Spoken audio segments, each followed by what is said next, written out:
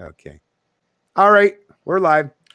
Folks, I'm just before I do the quick introduction. Well, actually, let me do that now, and actually, maybe he can introduce himself while I'm adding this link to the rest of my social media pages to get out there. Because as you folks know, YouTube's not helping me out in that regard. But yeah, this is my son Matthew Hunter, and some of you are obviously already probably well aware. And I've had a few of you have been asking about the podcast and if they'll ever be coming back. And actually, I had one gentleman. He's watched all of our podcasts that we've ever done. I was actually really, really amazed and surprised. He said, "I'd love to see some more." So, anyways, today, like I say, I want to bring my son onto this podcast in particular for this topic because it's something that both resonates with him and I both. And I want him to convey his message on that. He goes by obviously Matthew Hunter, but he has his own YouTube channel as well, Anarchist Podcast. If you want, I started a new one, Matthew Hunter. Just find me on Matthew Hunter. Okay, yeah, okay. So, anyways, Matt, if you want to just like I say, give yourself a quick little introduction there and get familiarized with the folks here as they start to trickle in. I know it'll take a couple minutes, but I'm just going to share this with my page here real quick. These links. Yeah, no problem. Yeah, my name is Matthew Hunter. Like I said, Ben Hunter's son, and we've been into this stuff, philosophy and anarchism now, and activism for over 10 years now. And yeah, I just feel that, I have to be a voice to truth.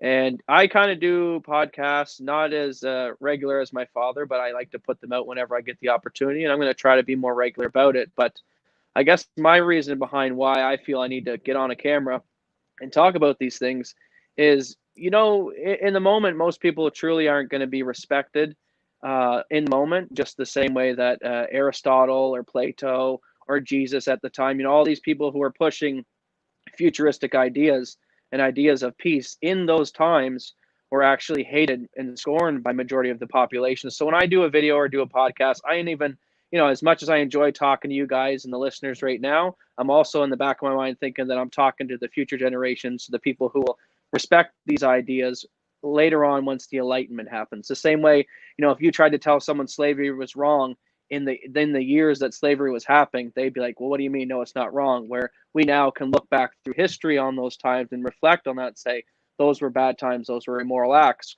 The same way that people are going to look back at our times and say, wow, government was a failed institution. Why did we give people the get out of jail free card that they have the right to commit immoral acts when the normal population don't, theft, murder, taxes, and stuff like that. So I just look at it like, at least I want to go down in history and I want to be remembered. And people, when they look back at all of our social media posts and history, that, hey, I wasn't for this. I didn't support it. I've been speaking out against it. And I want to make that heavily known because, one of the major things that I believe the older generations have failed the youth is educating us on the principles of philosophy and freedom and all these other things, and failed us, obviously, in standing up on the encroachment of our liberties, to the point now where it's getting so much in our face that we're almost like you see in a revolution today. So I just want to play my part, just like my father's playing his part. And we're going to get into some very heavy topics today, and it's going to be a very interesting one. So I'll pass it back to him. Oh, that was great, Matt. Thanks. But yeah, actually, before I get too far into it, what I usually do, I just check and see who's actually in the stream here and say hi. So just give me a sec there, Matt. So we got Canadian Clay. Thanks for joining the stream, Canadian Clay. It looks like you got a few choice plants there. Hopefully only 4, right? No, just kidding. Do your thing. But yeah, that's a nice picture you got there. Anyways, we got Libby Taz, I believe is or Ibby Taz. Hi all. How you doing today? Tommy Gunn. I see Tommy Gunn's in the stream. Haha, Molana. Abe. No, Labe. All of the hello, folks. And nice to see you in the stream there, Tommy. What is he saying? Will not comply. Yes, I will not comply. 1776. God damn. Oh, it's nice to see Missy in the chat. Hey, how you doing, Missy? Hi, all. Hope you're having a great Sunday. I sure am. And now that you're in the stream, I've cheered up that little bit more, Missy. Matt, you're not familiar with Missy, but we just kind of met up with each other fairly recently online, and she's just awesome. She helps so much with the help, like even in the chat, like because I can't obviously pay attention to everything when I'm doing my streams, but Missy's on the ball, and she's usually right there and behind the scenes and helping, like pointing out for people to share and like. So like I say, thanks for joining the stream again there, Missy. Really appreciate that. Dear James or Dean James, never comply, right? got to show a little resolve. You got to show a little bit of backbone from time to time. And this is exactly one of those times that needs to take place. The Anarchist, nice to see you in the stream. Good evening, chatters. What's happening?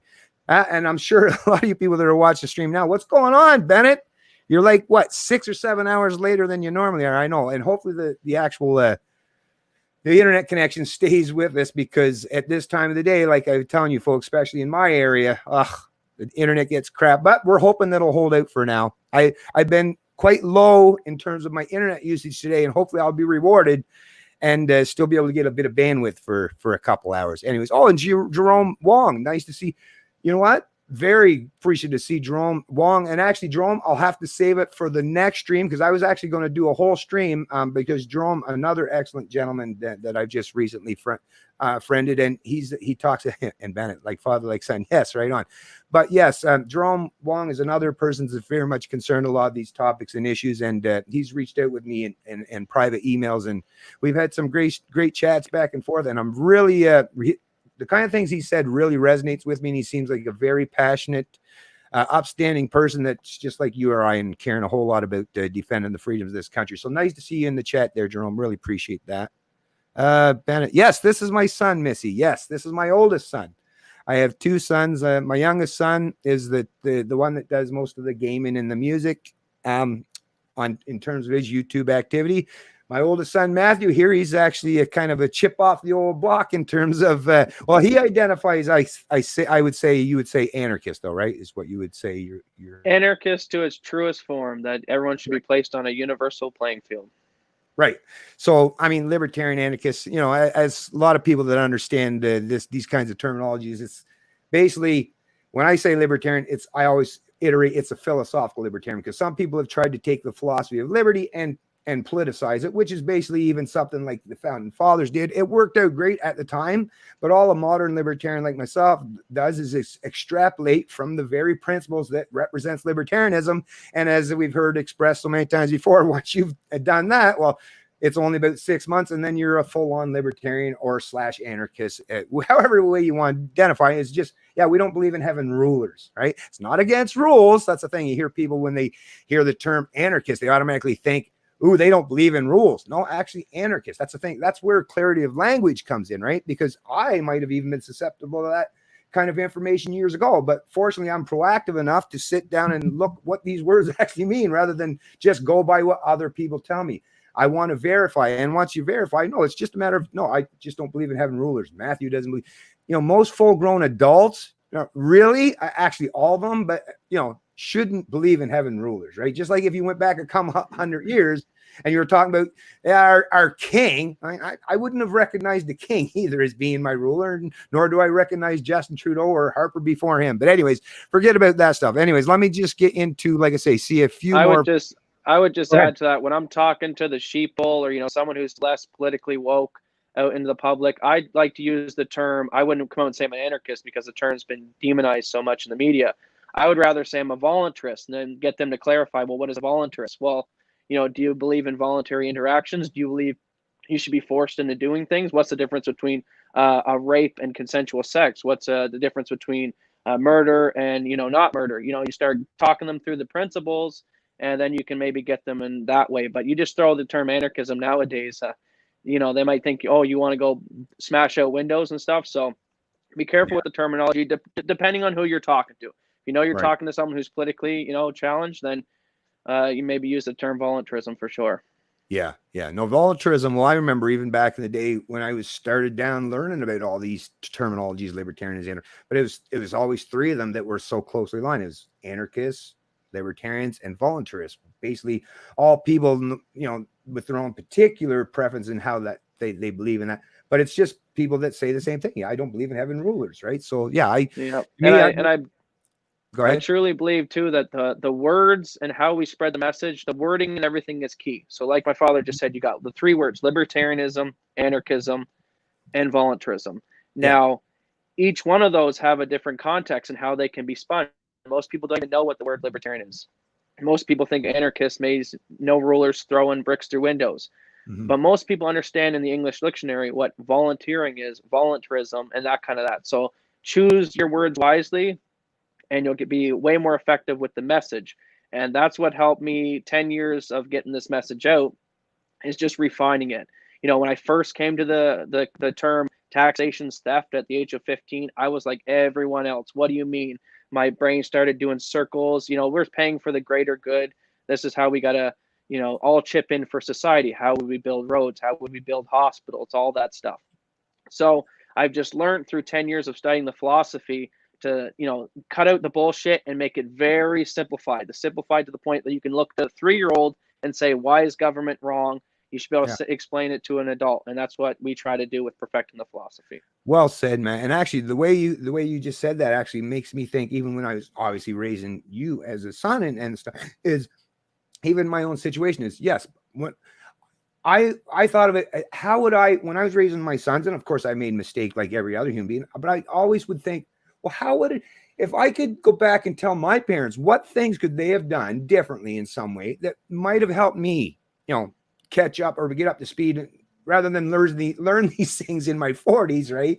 What would have helped me to get to that point earlier? Now, I recognize there were some positive things that I had with my parents, in particular, the fact that neither of them worked for the state. So there was some positive aspect, but there, like Matt was suggesting or alluding to, a lot of these things were not properly explained. So I had to learn them as an adult, but I incorporated these things once I did learn these things and realized that actually, if you do, and like what Matt is alluding to, is if you teach from very early ages consistent principles and values rather than ones that are built on things that sound good but wholly contradictory when put into actual real world practice, that to me, then you don't have to you reinvent the wheel. It's a simple thing. Your children will grow to be well adjusted when they're children, and they'll adopt that same kind of thing into adulthood. The problem I see with so many people, whether they come from a religious background or a very status-oriented background, which is, I'm just repeating myself here because it's still another form of religion, but they're taught things that sound good in theory, but once you test their hypothesis and put it into real world practice, like taxation, it's just the price to help out the poor, right? Well, no, in reality, if you think about that properly, no, you're taking money against people's will without their permission. That's theft. And if you or I did that as a private citizen, people would, hold you to account for doing an evil or a vile deed. Whereas if you turn yourself into this thing called a politician, right, and you do that with wearing a pinstripe suit or something, then people will accept that as now it's something legitimate. And that confuses the human mind. Once you've taught people from a very early age to think that I should restrain myself, because you're always taught as a child, you want to restrain yourself from doing these bad things. Don't hit, don't steal, don't, all these bad things that we're taught not to do. Don't rape, right? But then you see it constantly practiced by people that say that they shouldn't do these things, then you realize the hypocrisy of it all. And that is a terrible thing. Like I have even myself experienced and lived that in my own personal life. And I realized how detrimental, not only was it for my mind, not just growing up, but even for anyone else or my kids' mind as they were growing up themselves. So to me, what we have to do going forward, and I think this is the most important thing that people in this, I don't know, whatever you want to call it, a community, a movement, or people that just care about personal liberties, is we got to get the point where the messaging is clear and concise, and these principles are universalized to the point where you have generations of people being born, raised, and educated to understand these concepts properly. Anyways, I know I kind of went off on a little bit of a tangent there. Let me just say to Rainy Steps there. That's why I brought that up. Sorry, Rainy, I forgot that was kind of rambling there. But thanks for your donation, $2.79. Appreciate that. Hello, Bennett. Coffee on me. Well, thank you very much. Appreciate it. So go ahead, Matt. Most people would ask people like my father or people in the liberty movement, like, what's the goal? What's the goal of the movement? And our main focus should be to, like we've been saying here, to refine the effectiveness of communication. So we want to get people to understand the word anarchism and liberty and freedom and the concepts behind universalizing these principles the same way that we understand gravity, the same way that we understand 2 + 2 = 4. It just comes down to a science, the scientific method. So when you start going, hey, well, it's not okay to hit, why then is it okay to hit a child? Why then okay is it to hit once a police officer's enforcing some rule against a peaceful person? It's trying to get things broken down to their simplest form. So that's what we need to be focused in on, especially, I see a lot of the liberty movement now getting into the weeds of drama. And I know it stirs up a lot of views. It's an easy way to get clicked, each week covering whatever whatever the story is, Trump this or that, Russia Gate, the riots, and it's the story of the day. It's what everyone's clicking on. So a lot of us content creators do videos for that reason, because we're going to get the clicks, we're going to get the views, we're going to get the revenue. But in all reality, when we just get out here and we start talking about the weeds and we start debating this and that and talking about what's right and wrong and the riots and all that, we're not focused on the main key issue here, which is, you want to get rid of all the police brutality across the nation. Well, you need to get rid of the monopoly that the police forces have on the service. The fact that police forces are only able to be run by government agencies, right? There's no competitors in the market. There's no one saying, hey, such and such private company wants to open up a policing agency, and we will go in and protest Minneapolis, and we promise to do a better job, and then let's give them the contract, vice versa. If you're paying for it voluntarily out of your pocket. That's going to eliminate a lot of the police brutality problems. So people are rioting, people are burning stuff down, people are angry and frustrated because they don't know true solutions. They don't know true answers. And, I see videos going viral of, it's a black gentleman in his like 70s or 60s, and he's yelling and he's looting, and it's a black gentleman in his 30s, and it's a black gentleman at the age of 16. And the video is showing the different generations. And basically what they're trying to tell the 16-year-old is, find a better solution. We had the Martin Luther King civil rights movement. We've been doing this for I don't know how many years, and you know what? The problem continues to create itself. We're not getting any further in life, and we're not going to get any further in life until we get to the root of the problem, which is the monopoly on the police service that the government holds. Yeah, actually, I just brought that up, Matt, because now that you brought that particular topic up, so that people can see here in the stream that, yeah, my son just did it, and it's on his YouTube channel, as you can see. Let me scroll down just a little bit, because I know it's a little bit harder to see. But yeah, so Matthew Hunter, the new channel that he just started, if you want to check that out, it's a 17-minute video, but basically talk about what he's discussing right now. And I think he did a real good job actually pointing some of this stuff out, because like I say, folks, there are solutions. There are definitely potential solutions to get us out from these kind of issues that we're dealing with, but it requires big ideas and a tremendous amount of thinking. And at the end of the day, it really does come down to nobody. I don't care. Like I say, that's the thing. Whether you identify as left or right, in your heart of heart, in your mind, that given anybody, I don't care who they are, the pretense of that much power or authority over ultimately millions of people, it's never been a good idea in history. And to think, like, no matter how well adapted or evolved humans become, it's still not going to be a good idea to ever give that much power to any person, because power has a corrupting nature. Even someone you trust tremendously still has the potential, because we're all fallible human beings, to use that power for the wrong reasons. So that is really what it comes down to at the end of the day, is you have to, people constantly talk. I mean, it's the left that's always talking about diversify, right? Well, diversify then, right? Don't rely on one giant monopoly of force or violence as an ultimate means to the end, and pretend that they're going to be the benevolent actors that are just going to be these, like I say, benevolent referees that are just going to do the right thing for all times, because that's never been the case in history. It sure as shit is not the case today.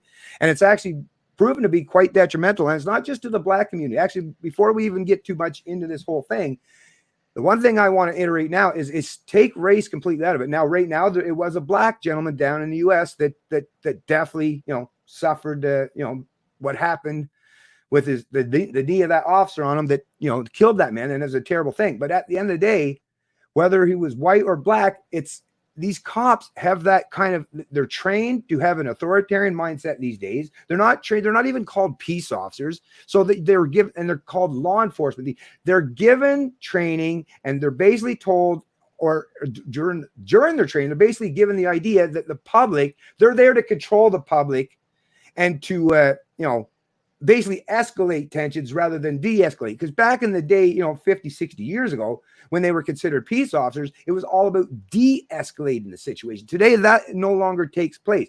Everything is all about escalating the situation. And no matter what you do under any circumstance or situation, if you're going to escalate tensions in an already heightened tense situation, bad things are going to happen. Just because it doesn't happen all the time does not mean that the potential isn't there, right? I mean, you can get lucky many times. And that actually what's happened when people say, oh, there's good cops, There's more good cops than there are bad cops. Well, how do you know that? Do you follow these cops all day, every day? Or is it just that your encounter with the cops on that particular day where you kissed their ass or licked their boots or said, yes, sir, no, sir, or ma'am, or whoever, man or woman?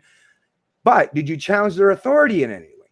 Because that's the point. Like, to be like the most conformist slave, right, is probably not the one that you would say complains about having a master. The conformist slave might be the type of person that would say, shh, right? Don't say nothing to piss off the master. They might whip us even more. So I don't really care for the opinion. Now, I'm totally open to listen to those people's opinion. But if someone comes at me and tries to play this excuse or this narrative where the police are somehow benevolent actors, I would just ask them, okay, would you yourself go into a position where you're required every day to enforce laws that you know full well, and we all know there are laws on the book, and there has been, even with the legalization of cannabis, there's still, as we know, actually with the legalization under the Trudeau Liberals, there are now 14 criminal charges as opposed to only a few prior to legalization. So no, people can still be charged, and we're seeing they're even using the violence of the state to enforce people that open up cannabis businesses without a government-approved license. So all they did in terms of try to legalize cannabis,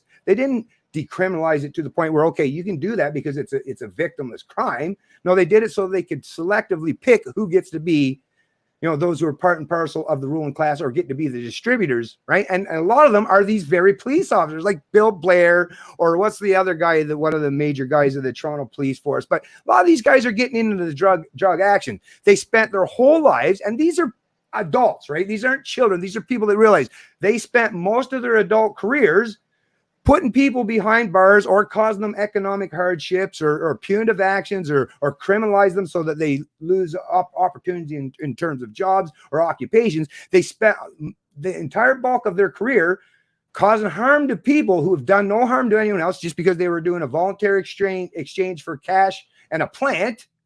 But now they're willing to get in, and now that the government said, oh, it's legal, they're like, oh, well, apparently now they've changed their whole precept of what legality and morality is. Well, that tells you whether that person treated you good during a traffic stop and you said, hey, I'm really sorry that I did that. And the guy said, okay, I'll give you a break.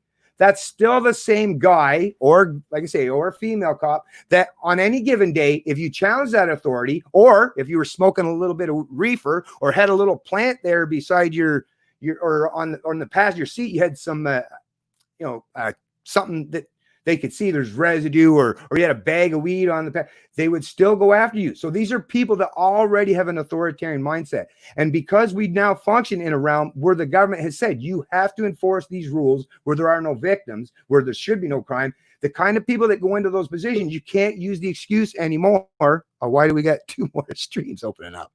How the hell did that happen? Do you see that? Who's doing that? What the hell? Do you see that, Matt?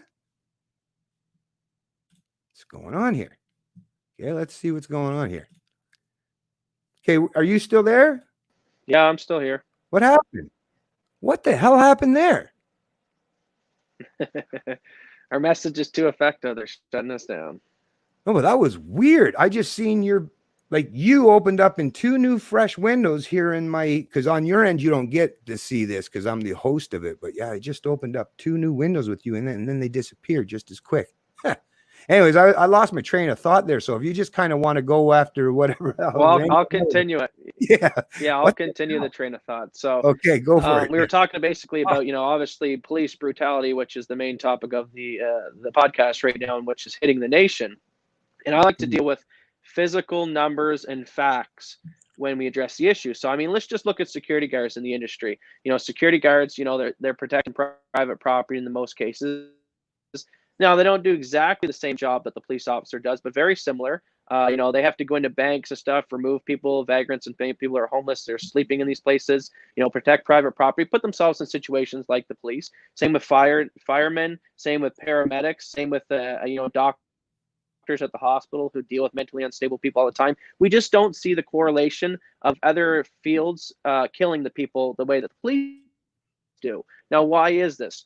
It's because each of those job titles has different legal parameters, and they're placed in these different guises. Like I said, the police officers are in a monopoly of their own. They are the only ones who can do the service, and they also take their edicts from the politicians rather than the customers, the way a security guard does.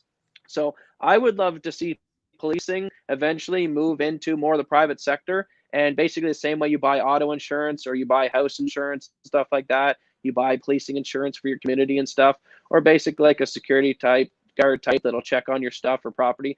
And people will say, well, what about who's going to enforce the drug war, or who's going to enforce writing you tickets for seatbelts and stuff? That's what I mean. We'll fix all that. We don't need all that. That's all the government bullshit that comes along with policing, have a monopoly of it. So a lot of the problems will stem from just having more competition in the market. Yeah, exactly. I was just checking. I seen someone had done a sticker where, let me just make sure I get through that. Super sticker. Good times. Thank you for the super sticker. Good times. Appreciate that. Oh yeah, good times as a member too. Appreciate you being a member as well. Okay, so anyway, so let's get back to this topic here, because I wanted to get to. So this, I'm going to bring up an article that was brought out from CBC. Just one sec there, Matt. So this was the CBC article that came out just the other day in regards to this whole thing. So thousands rally in Toronto against anti-Black, anti-Indigenous racism. Now, like I say, when they put these headlines on, and I mean, the people at the CBC, they love stirring up this division. But what I would say is it's more. I think I lost. Yeah. What? Not sure if we're still lost talk. Oh, are we? Are we still here? Still there? Hello? Uh-oh. What happened? What happened? Uh-oh. What happened there?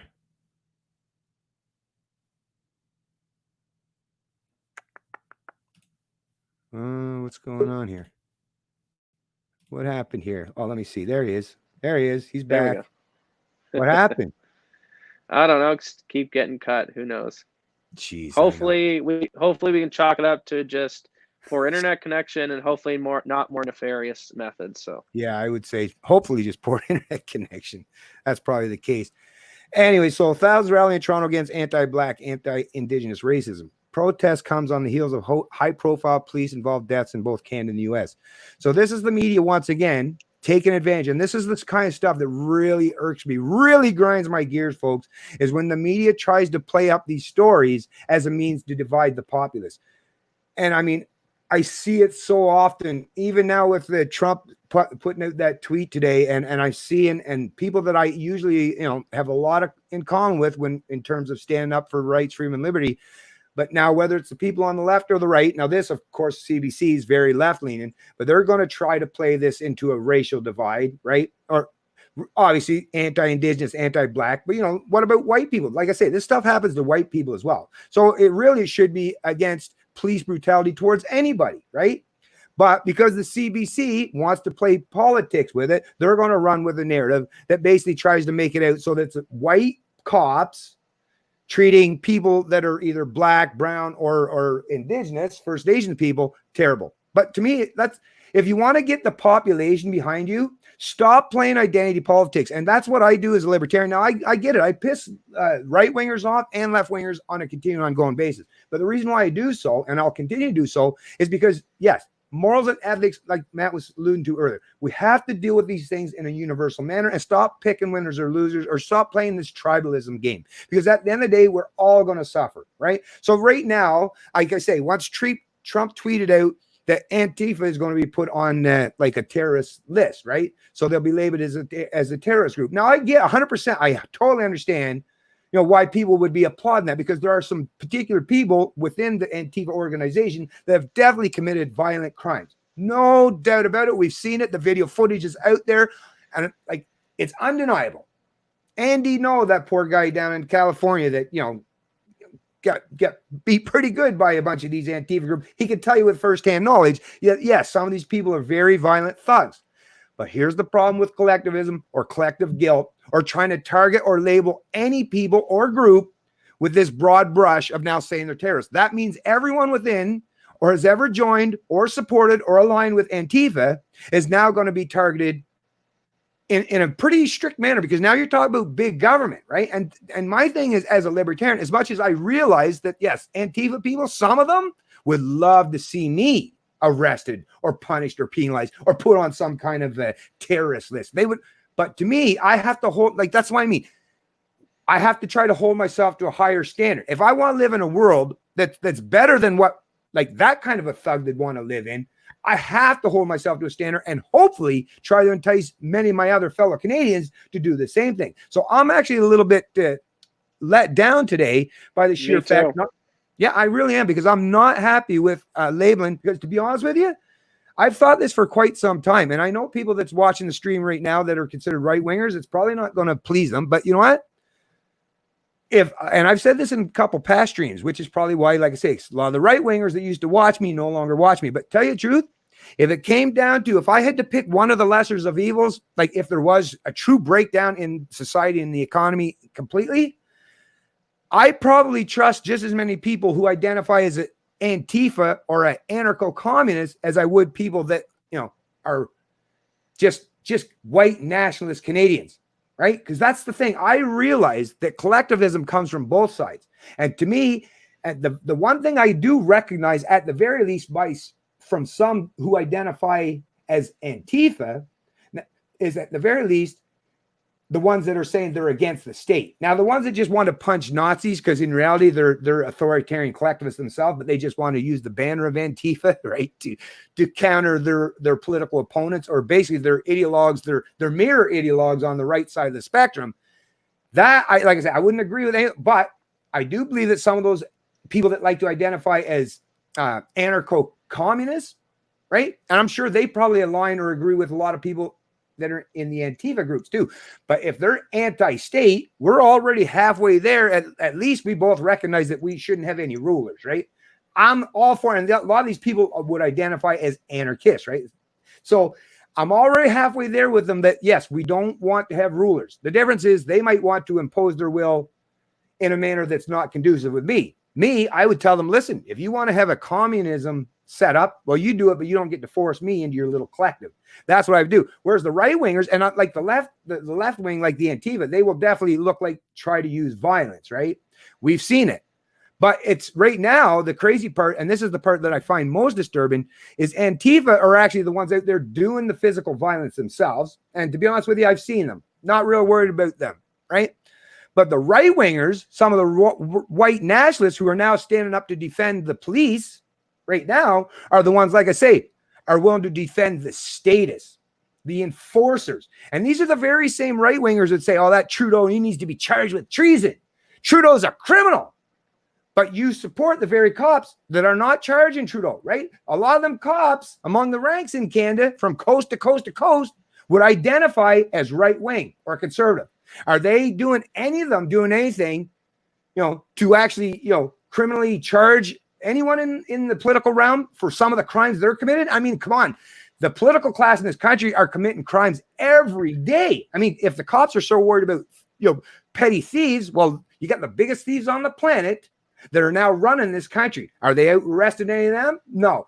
And the right wingers, like I say, love defending the cops. But meanwhile, it's the very cops that would be defending Trudeau from any being held accountable for anything he's done. So this is the problem where, like I say, right wingers need to get the fuck on board with being a little bit more consistent with their bullshit. And I'm even seeing some right wingers themselves are starting to wake up and realize this truth is, yeah, if you want to remain compliant and complacent and keep pretend that this bootlicking strategy is going to work out well for you, well, wait till you see the kind of people that you end up surrounding yourself with. It won't be with people like me who would like to leave you in peace, you know, and maybe give you some good moral or ethical teachings or underpinnings in terms of your thought processes. No, the people you're going to align yourself with is that they'll be friends with you now as long as you agree with them. But the minute you disagree with them, yeah, you'll see how quick they'll turn on you. And like I said, I just don't trust them. And so today I want to reduce this kind of divisiveness in terms of race and in terms of the left or right. Now, left and right don't like that because they like playing this kind of politics, this game. It's like a zero-sum game. Oh, what the right wing, they're going to defeat Antifa, and then what? And then what? As far as the libertarian goes, if the right wing comes to rise to power, I'm still just as fucked. Matter of fact, like I say, probably even worse, because they seem to want to run to the state the most, right? The enforcers, the military and the police, whereas Antifa, you know, if society broke down, so far, from what I understand, Antifa, other than, like I say, the petty thugs themselves going out, they're using their own little fists. What are they using? Social media to propagate their message, right? Not going to harm me nearly as bad, right? As now, if they were looking to use the state, but obviously Donald Trump is they're not a fan of Donald Trump, so they're not actively looking to use the state right now. So, like I say, there's right wingers that I'm even more concerned now than some of these left wingers. But like I say, the biggest thing is to me is take race and all these left right divides out of it, and just think about it. What kind of a world do you truly want to live in? What kind of a country? What kind of a province? What kind of a locality? What kind of jurisdiction you want to live in? Do you want to live in one where it's just, picking one side over the other? Or do you want to live in a place where people, whether they identify as left or right or anywhere in between, hold themselves to a universal set of ethics and morals? I want the latter myself, and I'm pretty sure Matt does too. Go ahead, Matt. Yeah, well, I'll take this off. Well, actually, will you pull me up the definition of terrorism while I'm talking? Yeah, I'll bring it up. First off, to cover a couple points there that you made. So obviously, the racial divide right now, the media and stuff like that. And my message right now to the Black Lives Matter and like that, and the Black community as general who are upset about police violence. Why would you choose a strategy to ostracize white people and make it a racial issue? If the white people have issue with police, and if Asian people have issues with police, and everyone and the races have issues with police, I want as many people on my team to go against the enemy as possible. So why would I be like, screw Whitey, he don't get impressed by the police, this is all about black people, and then you just annihilated a couple soldiers that might have been on your team to help fight against the big bad beast? It's a stupid, poor strategy. So that's my take on what he just said about the article and CBC and all the news media's making it about race, because we know the higher ups, they want to make it about race because they want to divide the soldiers. They don't want a unified army because then it's more dangerous. Now, as for Trump right now labeling Antifa as domestic terrorists, and yeah, I'm seeing people in the right now who are rallying behind this and cheering, yeah, this is great. You guys are a bunch of idiots. First question I would pose to you is, what do you think if Obama or someone like Obama gets back into office? Then you think you're not going to be labeled as domestic terrorist in that time? So you're just setting yourself up for powers that's going to be used against you. And also, we're getting back into words and how to be effective with communication. So if I was a reporter at the White House and I was asking Trump a question when a lot of them are asking about, hey, you're going to make Antifa a domestic terrorist, I would say to Trump, well, Trump, what is your definition of terrorism here? Let's get down to the nitty gritty here, because, the black community and people in general can make an argument then that police are domestic terrorists, right? Because I guarantee the police force have killed more people and oppressed more people in the communities than a couple Antifa people who beat the hell out of people, which I'm not condoning. But when you look at the numbers of deaths, government and police forces to Antifa, one of them is the bigger domestic terrorism force. So I would be like, Trump, if you want to start labeling people by definitions, you better look in the mirror. Now, my father, I can't really see it, but can you just read me the definition of terrorism there, and then I'll speak on it? Yeah, so it says the unlawful use of violence and intimidation, especially against civilians, in the pursuit of political aims. To me, you could, why don't you just call it government? That's government. Exactly.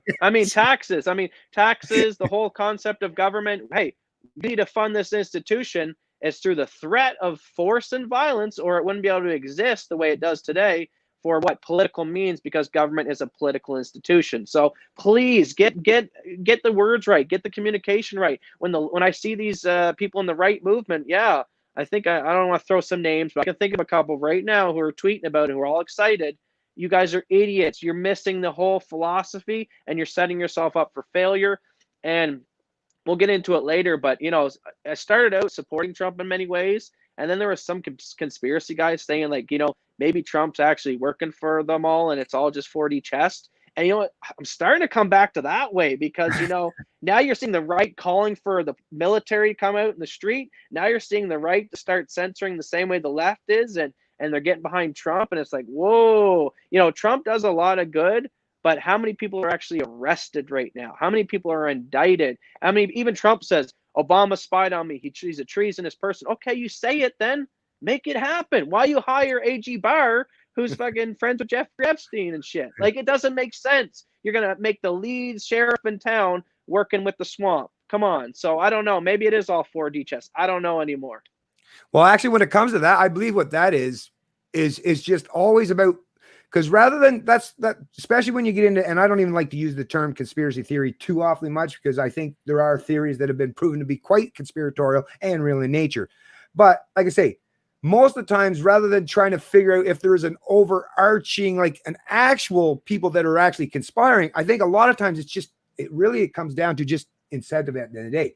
And it's basically about their own self-interest. So no president has ever done anything against the president prior to them, right? And if you think about it, pretty good reason why they do so, because chances are every president has done something at some point in time in their careers or in their lives where they could probably be held to account legally or criminally for something, right?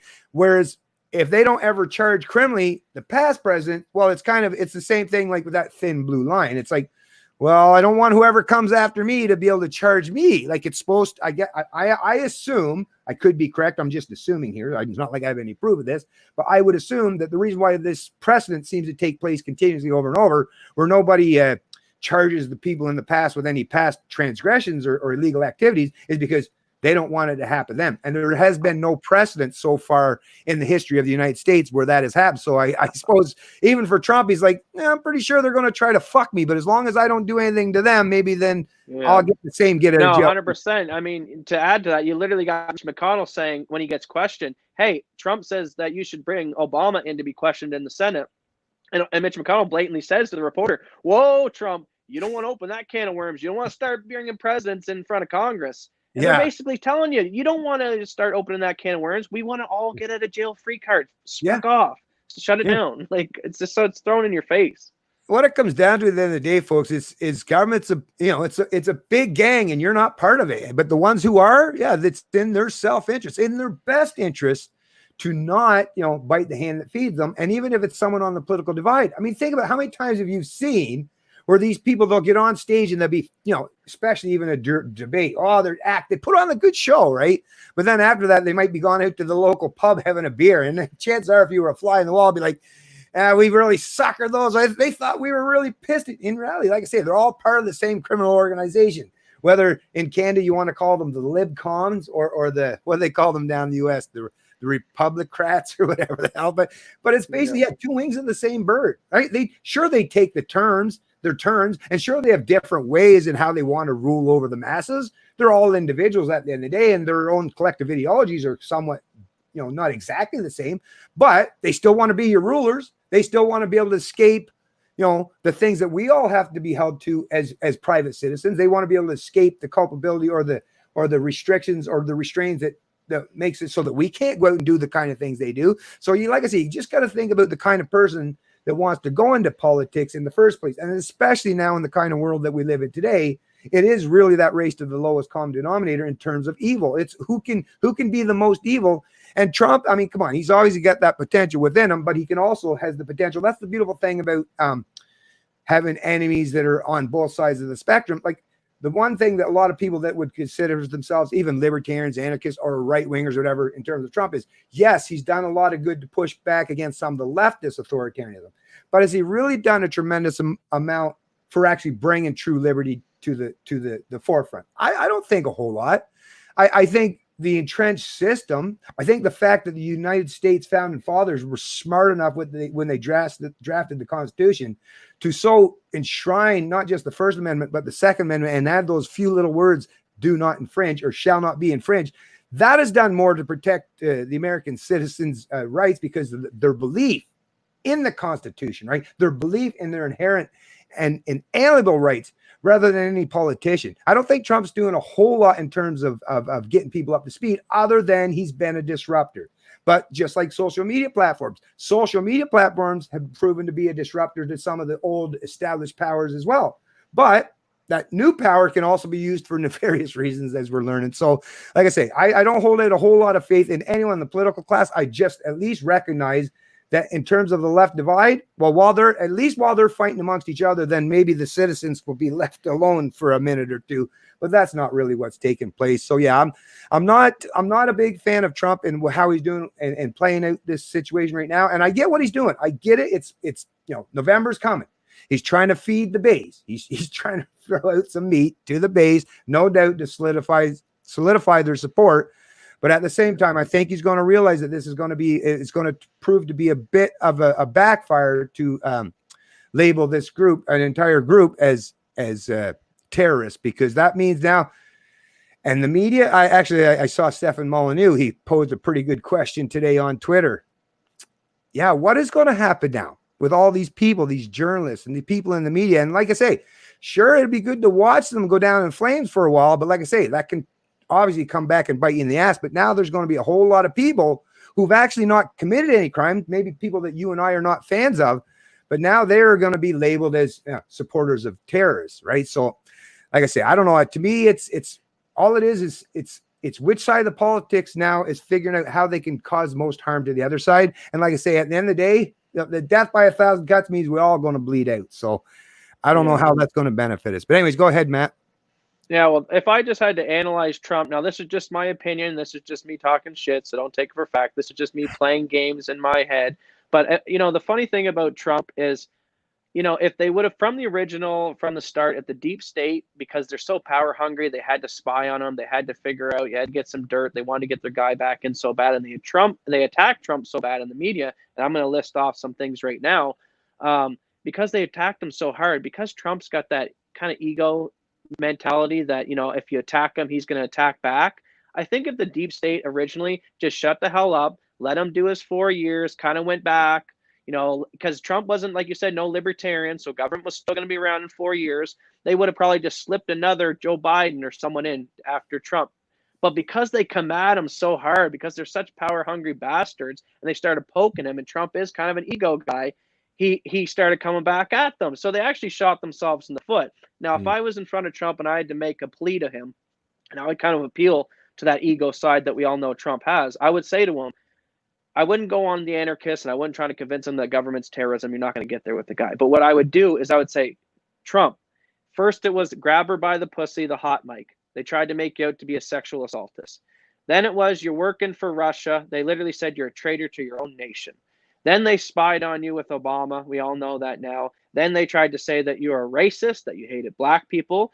They have also said that you tried to go to war with North Korea when that was all going off, that you're a maniac ready to push the nukes.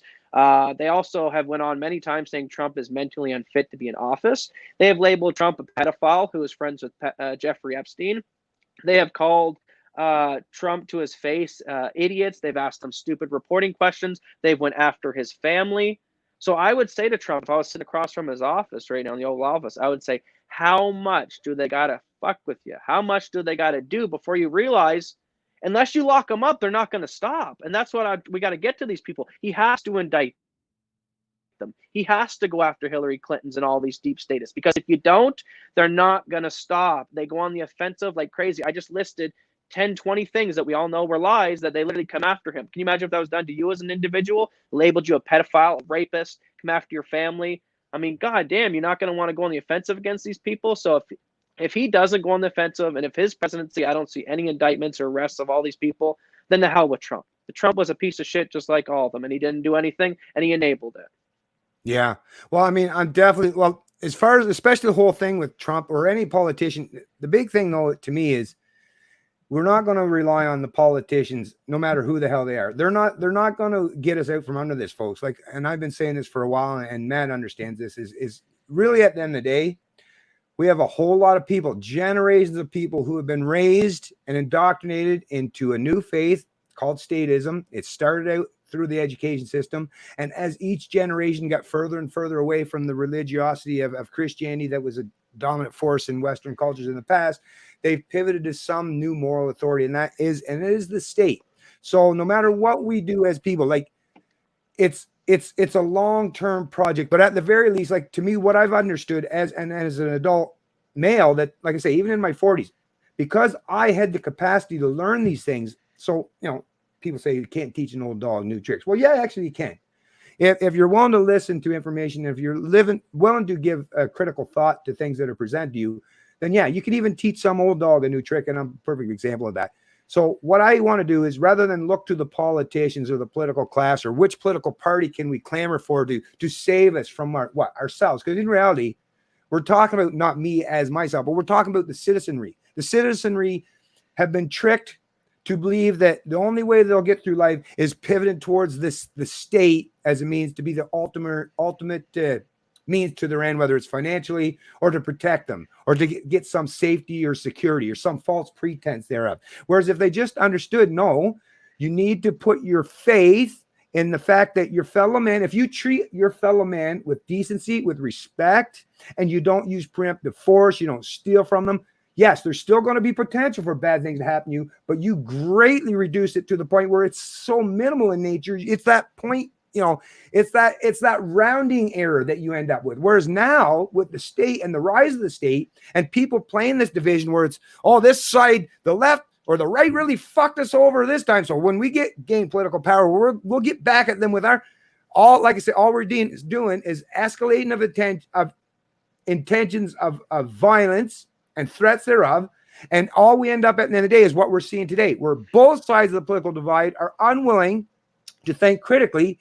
It's just like you're at not just a pissing match, but an actual boxing match. And all they're thinking about is they've got the fight in the rise. They're no longer willing to sit back and think critically about the issues. To me, like I said, we got to get people start thinking more critically about what it even means to be a free human being. If you want to have your freedom, then you cannot allow a government or their mindless enforcers. Because what we're talking about today, even people that are against the ruling class, it's the enforcers, right? Justin Trudeau is not a fucking strong dude. I mean, look at him. Have you ever seen the guy with his shirt off when he was doing the boxing thing? He looks like an adolescent child, even in his 40s. To me, it's a bit weird even seeing a guy that's basically the same age I am that has a body that still looks like a child. But whatever. I mean, forget about that stuff. I mean, this guy is not like, no Canadians are fearful of this guy. The reason why people are fearful of telling Trudeau, I'm not fucking doing your shit. And no, I'm not paying your carbon tax. And no, you're not controlling every aspect of my life. And no, you're not economically enslaving my kid or grandkid. The reason why no one is railing against Trudeau right now properly or really standing on the steps of the Parliament building is because they're scared of the enforcers. It's the enforcers are at the end of the day. It's these police officers that the right wingers, and that's like I say, that's the part where the right wingers, I don't know how they fucking circle that kind of insanity. But if you want to get rid of Trudeau and this kind of authoritarianism, or you not a big fan of collectivism or socialism or communism, well, you cannot have a bunch of enforcers who, like I say, because they don't care who the hell, they're going to follow whoever their political master is because they get their check from the state by way of force, right? By way of taxation. If you could withdraw it, like we were saying before, if we could get the point where people no longer, even if you could get even just your local mayors, right? Who was it that I actually seen?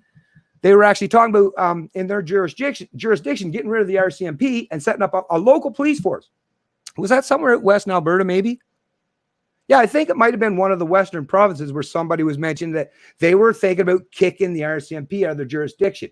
Well, that would be at least, a better option than having this bureaucratic, basically authoritarian force that's basically they have no accountability to most people because they are a federalized force. They are under the federal system in terms of, and they're not local. So how do you hold these people to account? You can't. But what you need to do is you got to get people to stop believing in giving these people so much power.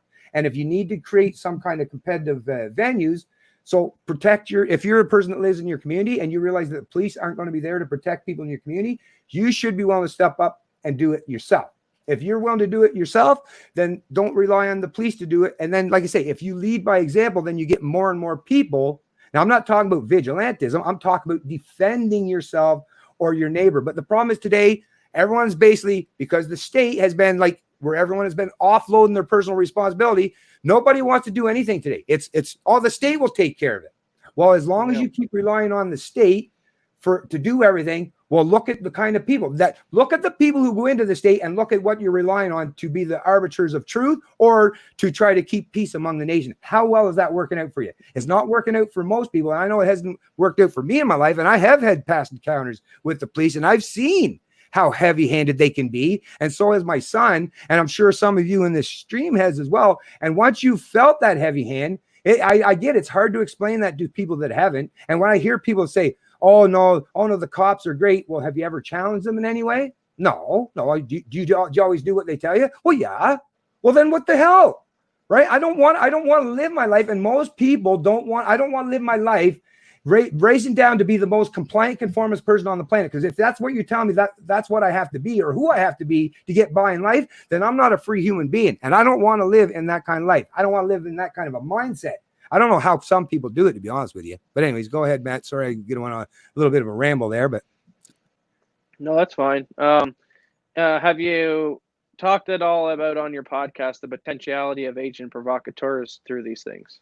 yeah, actually, now that you brought that up, actually, I did want to bring this up because for people that think that we're just talking about, and it's not even just like I say, in case you haven't noticed, we haven't really touched down too much on the George Floyd case. And I recognize that, yeah, that cop definitely, I mean, and I hear people trying to defend it. It makes me sick. But it's not just the one incident. And it's not just because it was against a black person. No, it happens all the time. And one real classic example of that, and what Matt was bringing up, I'm going to share a screen right here, was, and if you watch this video, and he's produced a few subsequent videos as well. Let me see, make sure it's there. Yeah, so this is the one that Dan Dix made quite a few years ago called Into the Fire, the full film. It's 2 hours and 3 minutes long, basically where he's covering the G20 protest back, I believe it was, what was it, 2010, I believe, or so? Yeah, I believe it was 2010, right? Yeah. The G20 summit, yeah, 2010, 2011. But if you check that out, you'll see many examples where this kind of police brutality took place. Like I say, just because you don't see it every day, the reason why that is because most of the time the media isn't looking to actively put that kind of stuff on display unless they can use it for political reasons. G20, it was hard to ignore it because everybody was out at the time. And this is when smartphones were coming around and everybody had cameras and people were testing them out. There was so much evidence. It was really hard to kind of brush that under the carpet. But in addition to that, just one more sec there, Matt. So in addition to check that out, and yeah, the link to this one will be in the description of the video as well. But there's also this one. So I'll share this one too. So that was Dan Dix, Press for Truth. But I can give you another example. Sorry, let me do this again here. Another example with another film. This one was out of on the TVO, that public station in Toronto or Ontario there, called The Arrest, a TVO original documentary. This was produced actually this year, May 26, 2020. But it definitely deals with, a bunch of instances in terms of police brutality or police corruption as well. So check that out as well. So like I said, it's not just the example of the black gentleman in the U.S. that had the cop kneeling on his neck and basically killed him, or even the other one that happened in Toronto with the lady in the balcony or whatever. It's not just these two examples, right? If that was it, it'd be like, well, it could be. We don't even know, right? We don't know exactly 100% how all this is all going to turn out in terms of the charges of being laid in the Canadian one. Down in the U.S., we do see for sure that the charge of being laid. But like I say, it's not a matter of, we shouldn't be just waiting for these incidents to happen to really talk about this stuff. I like to talk about these things because I realize how important it is. And to me, it's the enforcers. It is the police. These are the people that we need to make sure they understand the importance of being those who are supposed to be peace officers rather than law enforcement, because they're not taking their oath towards the people seriously. Their oath seems to be going towards the political class. It's like they're swearing allegiance to who's signed their check, and they believe that the political class is the one who signs their check. And in reality, they're not actually wrong at this point in time, because it's not like Canadians can withdraw our support, right? You can't. Through taxation, you can say, oh, I don't want to support the police, but yeah, well, they'll just print the money to do it anyways. So they're wise enough that they realize who's the hand who feeds them, so they're not going to bite the hand. But if you get a large, substantial portion of the population and people from both sides of the political divide showing some solidarity, like I say, I would love to see some right wingers that are all up in arms about Trudeau coming after their guns. Some of the gun culture people in this country, and maybe some of those social conservatives, and maybe a couple people from like the Antifa group, or some left-leaning activists, or people from Black Lives Matter. If we could stop playing the political game, right, and focusing the attention on each other, which just keeps us divided, and once again, constantly fighting each other. If we could all find a way to come together and recognize who the true culprits are, right, and put our differences aside at least for long enough to show that, yeah, we can be a force, because we can, and it doesn't require any violence. All it requires is a substantial portion of the population said, no, we're not going to put up with them no more, and you're not going to divide us, because really, that's the ruling class and the media class. They know the most important thing that they can do is keep us divided and fighting amongst each other. Because as long as we're doing that, we're not bothering them, and they're getting to do whatever they want to do unfettered. That's the thing that disturbs me the most, I think, about this whole situation is people that you're prolonging, you're protracting the days where we'll ever get to the point where we'll bring back any semblance of freedom and liberty in this country, because you're playing this fucking game. I've watched it go on for 10 years where the left and the right are fighting amongst each other and trying to outdo each other. This battle royale, but at the end of the day, they're both suffering. I see the right wingers and the left wingers. They're suffering severely. Some of them so detrimental that many of them are taking their lives. Well, stop fighting each other, right? Pivot towards the people who are the true monopolies of force, the people who are truly trying to use violence and coercion and theft and intimidation against you. Focus your attention on them and worry about your petty differences that you have with your neighbor or someone of a different skin color or of someone of a different preference in terms of the economic system or whatever. Deal with that after the fact. We have to come together as a real show of force as people, right? Not as a left or right. Stop playing the divide. Let's come together as people, as Canadians or as Americans. And like I say, you'd see how amazing that would work. It would be the most beautiful thing. And like I say, we haven't seen anything even remotely resembling this. Even if you go all the way back to the 60s civil rights movement, we haven't seen this stuff in at least half of a century, folks, where people will generally put down, their animosity towards each other, put away their political division and all that rhetoric that's been ramped up, right? Put all that shit aside and really come together. I want to see that. And I'm hoping that this stream that we're doing today will hopefully entice some Canadians to want to get on board with that too and stop playing the left-right divide. Is it Operation Mockingbird, the one where the CIA was influencing the media and manipulating and working hand in hand with the media in the 60s? You go ahead and Google that one and just double check for me so I make sure I get my facts straight. And while he's searching that, I'm just going to elaborate on it. So anytime, we all on Facebook and social medias have those people, those family members that aren't really politically active, but every once in a while they'll change their banner to whatever the support thingy is, or they'll be outraged right now because the media is outraged. So I look at the media and the public anytime there's these big acts of outrage, as the media is just a big spotlight. And anywhere they focus their attention, you're going to get mob outrage. Uh-huh. And, that's what I find both the leftists and then the Mike Cernoviches, the Stefan Molyneux, well, not so Molyneux because he did it earlier on, but he's on more of that bandwagon now. We all focus in on wherever that spotlight is. The riots right now, whether it's the race relations, Russiagate, Trump, even Molyneux is doing a lot of Trump videos. But, we're falling right into, and did you find the Operation Mockingbird? Was that what it is? Yeah, you want me to read it for you? Yeah, pull it up for me. Operation Mockingbird is an alleged large-scale program of the United States Central Intelligence Agency that began in the early years of the Cold War and attempted to manipulate news media for propaganda purposes. It funded student and cultural organizations and magazines as front organizations. Okay, so you not think this is not what's going on right now with George Soros and all these deep state funders? You think they're not stirring up these race riots? And that's going to lead me to the agent provocateur thing. So if you're the powers that be and you have a bunch of people outside the police station peacefully protesting and media attention is coming in there and all these CNNs and everyone's focusing and everyone remains peaceful, then the message gets through and the more people are going to get outraged because, it's just peaceful people demanding for police not to be brutal pricks. But the powers that be can't have that because that message is too powerful. That picture on camera is too powerful. So what do? And it doesn't take many people to get this across. All you would need is maybe 50 core police officers working an operation undercover, dressed as black bloc, to scatter out through the city. Like I said, only 50 people in a riot of maybe a million people or 500,000. All you need is a small group to start. Maybe break that first window, throw that first Molotov.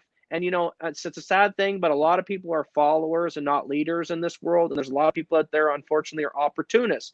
So I see when I'm looking at the rioting and the looting, maybe 90% of those people wouldn't have rioted and looted if the first person didn't break the window out and ran in. And it's like, well, I want a free TV too, since he's going to get one.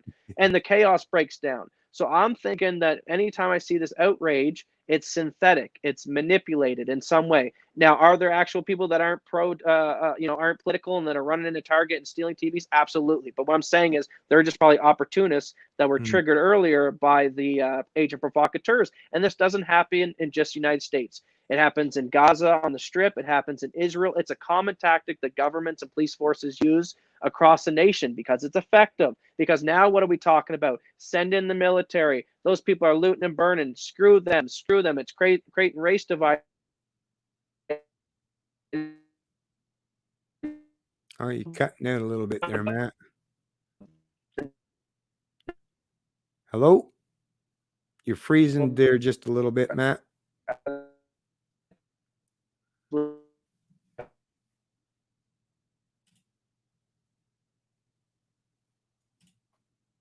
Hello? Can you hear me? Can you hear me now? Anyways, since Matt's kind of paused, I don't know if you can still hear me or not, but if you can hear me, the agent provocateurs, if you watch that video Into the Fire by Dan Dix, Press for Truth, I believe he is suspected now, alleged, there were agent provocateurs during the G20 summit as well. Anyways, let's see if we can get Matt back here. No, he's frozen right solid there. Let me see if I open up the YouTube and see what's happening on that end of things.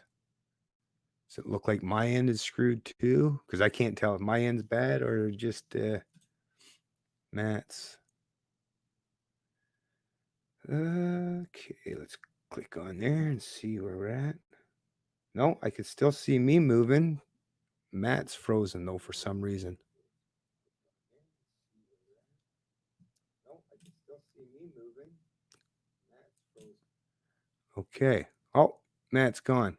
Okay, well, while I'm waiting for Matt to come back, he must have had a poor internet connection. Oh, there he is. Just one second Back here. All right. What's going on? Oh, you froze again real quick. Into bunking those programs, they certainly down. I lost you there again. You're cutting out bad again. They certainly like to shut me down, but I don't. Okay, I did mention about the provocateurs in that movie with Dan Dix, though, because it looked like allegedly there were some agent provocateurs that were there that well, day. the ones that are clear and straight is when they literally will pull the mask off, and in certain situations the guy has his ID confirmed, and then you go and find out he's working for the local police department. I mean, come on, it's not like we're talking fake news here. Yeah. Well, you know, the thing I want to mention too, actually, before we get too far too, is the people that want to defend the police. Listen, all we need is some evidence about these good cops. Where the hell? Listen, as a libertarian, I'll tell you right now, I'm going to put the invitation for anyone that's watching the stream right now, any right winger out there. If you got cops, I'll bring them onto my channel. And if they want to rail against their fellow officers that are corrupt and following the orders of their political masters, or doing these things that are infringing on the rights of Canadians. And we've seen how many things have been taking place under the COVID lockdown, right? Where they're punishing, a young teenager guy for trying to do chin-ups in a park by himself, or a guy trying to walk his dog, or a guy out with his young children, right? Like as if this fucking order follower is more concerned with that guy's kids than the guy is. Like, how fucked in the head you have to be to believe that this guy that's never met this other person before in his life, or he's giving them a ticket because he's trying to protect his kids from his fucking father that's taking his kids out so he can get some fresh air. And now we're hearing, even after this fact anyways, that actually being outside is better than being cooped up in a closed off environment. So like I say, what it is, these enforcers are just following orders, right? And how many times you heard it? Just following orders. Even my friend from across the pond in Scotland, Anthony Samaroff, and if you've seen the guy, real nice guy, probably the most peaceful person you'll ever meet. But even he says when he sees the police, gets a little shivering and will cross the street. Why? Because we've all experienced just how authoritarian these fuckers are. And when you look in their eyes and you try to talk to them as a human being, and all you see back is this empty stare, and all they've got is whatever they've been programmed. That's a dangerous fucking person. And you goddamn well know that when you look into someone's eyes and you can try to talk reasonable to them, sensible, and there's nothing there. So they're sociopathic. And like I say, maybe they're victims because of the fact that they put themselves in this fucking job that they're like, to do that kind of job, I would imagine is really, really hard in the head, which is why think about the kind of people that want to do that, right? They end up, I guess they've become so hardened off from Robotic. their emotions, right? Because they have to deal with the shit. So like I say, it's the fault of the state, but it's also the fault of these enforcers. And like I say, if are these good cops out there that Canadians are talking about, or the people that are defending the police right now, ask them to come on my show. Ask them to reach out to me. I will bring them on, and I'll give them all the time they need, the ample opportunity for them to join forces with us. And I'll say, look, okay, there are good cops. And I'll say, I'm not going to say all cops are bad anymore, because look, here's someone that's proven with an example that where they're going to stand and say, no, my paycheck is not more important than doing the right thing. But until I see that, you're damn right, I'm going to sit here all day, every day, and say, no, there's no such thing as a good cop in this country until I've seen it with my own fucking eyes or heard it with my own ears. Anyways, go ahead. Here's a scary thing to that. So like you said, what you're getting through is it takes a certain person to be that cop that is going to go down there and follow the order. It takes a certain person to be the Nazi general taking the Jews to the concentration camp. It takes a certain human. That's right. There's conflict. There's morality. Maybe that person starts to question what they're doing. So this is why it's very goddamn important that we get this government and all this philosophy stuff figured out now, because we're literally 10, 20 years out from robotic police officers. And you know what? A robot doesn't have that moral conflict. They're going to follow whatever the order is. So if we have martial law in effect and then they roll out the robot soldier police officers, it's good. You think the police are brutal on the people now when they have somewhat maybe human heartstrings you could tug on? You wait till the robots come in and police the world. And they've been getting us ready for that with all the movies and DARPA and all that kind of stuff. But now I also wanted to go into one other thing. I just wrote it down here. Hang on. Okay. Well, let me just say one thing while you're finding that, Matt, because in addition to the police, because I also recognize, and I've lost a lot of them, and I don't know why, because trust me, I have nothing but the best of intention, folks. And if you might want to let them know, but when I rail against the police and in addition to the military, because like I say, even when I was helping to support the PPC during that run, I interviewed a lot of PPC supporters, members, and even a couple candidates that were military members. And the problem I keep having time and time again is, and I get it, some of them say some of the good things, and it sounds like you care about freedom. The problem is, though, is if I have to pick and choose, because if I don't know you personally, and obviously we don't know each other personally, a lot of these people I communicate, you were a status. You already showed for at least a substantial portion of your life, whether you were in the military or the police for 10 years or 20 years, you've already showed me that you have a willingness to follow orders to either go kill, harm, injure, or penalize people that have never done anything to you, and you're willing to do it just because someone else told you to. So am I supposed to, who do you think should be more trustworthy here? Someone like myself who's never been part of the state, and I've never advocated for using the state for violence. Matter of fact, the only time I've ever voted in my life was provincially, other than PPC, to try to get, like I say, but prior to that, it was provincial, and it was so that I could get access to an ATV trail. That was the only reason why I ever voted in my life. It was never so that I could take something from anybody. And a matter of fact, I didn't even think that was going to do any good. But I figured, hey, the local MLA, he had just happened to walk up my driveway. I brought that up, and that was it. But I definitely never looked to use the state for anything, and I know what the state is. So if you're a police officer or a military man, well, then own up to your ignorance. If you own up to your ignorance, then I might be able to get, say, okay, we can learn. This is a learning lesson from here on, but the state is the enemy ultimately, right? But you hear a lot of these people are military folks, and they say they're all against Troodon and what he's doing, but then they still want to maintain that state, and they still want to maintain how the state functions, which is under forced wealth and income redistribution. I hear people even say, oh, well, I went and, whether they went to Afghanistan or did a tour, or some people who even back in the Kosovo day, did anyone in those countries ever do anything to you? Or was there an invasion of some country that I wasn't aware of? No. So you were willing that when someone said, because you signed on the bottom line that government's going to give you a paycheck, to become one of their enforcers, you signed on that line and you actively agreed that whatever they tell you to do, you'll do. So like I say, how can I get I want you right wingers to realize I'm trying to reach out to you. I really am. But you have to, I'll stretch my hand out so far, but you better fucking do the same thing in return at the very least, as much as I'm trying, because I just what it is, as someone who's seen how status function, I just don't trust you. I don't trust you as far as I throw you, and you have background and examples why I shouldn't. Whereas someone like myself, I don't advocate for the state. I don't advocate for using it for any of its ultimate means to an end. So at the very least, I want to show that I want to lead by example. If you want to do the same thing, then step up the plate, show solidarity with me, put our petty differences aside, stop trying to play this political game, and maybe we can finally get somewhere. Anyways, go ahead, Matt. Sorry.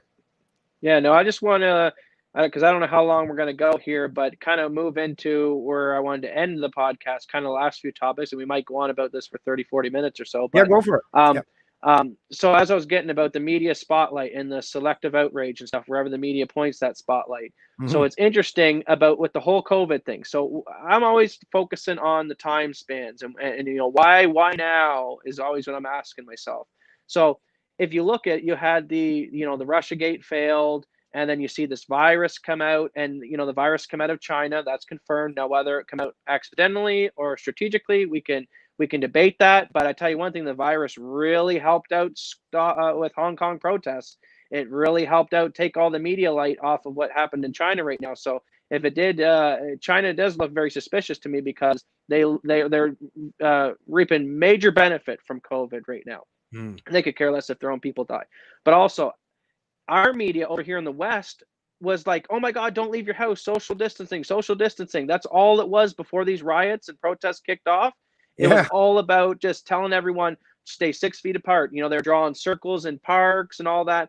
And then overnight, you got all these riots and protests going on, and the media is covering them, but you don't see CNN saying, get the hell home. Why are the crowds out here? They're going to spread COVID. Now what? This is my future prediction right now. All of this, what is happening, the COVID, the riots, the Russia collusion, all of it is for influencing the 2020 election. That's the end goal. That's what these deep staters are trying to focus on. The mail-in ballots, all of that. And as to the mail-in ballots, I'll just take a second on that. You got all the lefties, including the Young Turks, right? They're saying Trump's trying to influence the election for not allowing people to have mail-in ballots. But in the same breath, the Young Turks will also say Bernie Sanders got the election stolen from the DNC. So you think they're going to steal it from your own dude? You don't think they're going to steal it from their opponent? Come on. So in one breath, they're accepting of election meddling and fraud and stuff. But in the same breath, oh, Trump can't do it. But it's all about to influence the 2020 election. So what happened? COVID was starting to, the facts were coming in, the numbers were coming in, the WHO were saying, oh, don't go out, oh, do go out, oh, wear a mask, don't wear a mask. There's so much flip-flopping that nobody was believing it.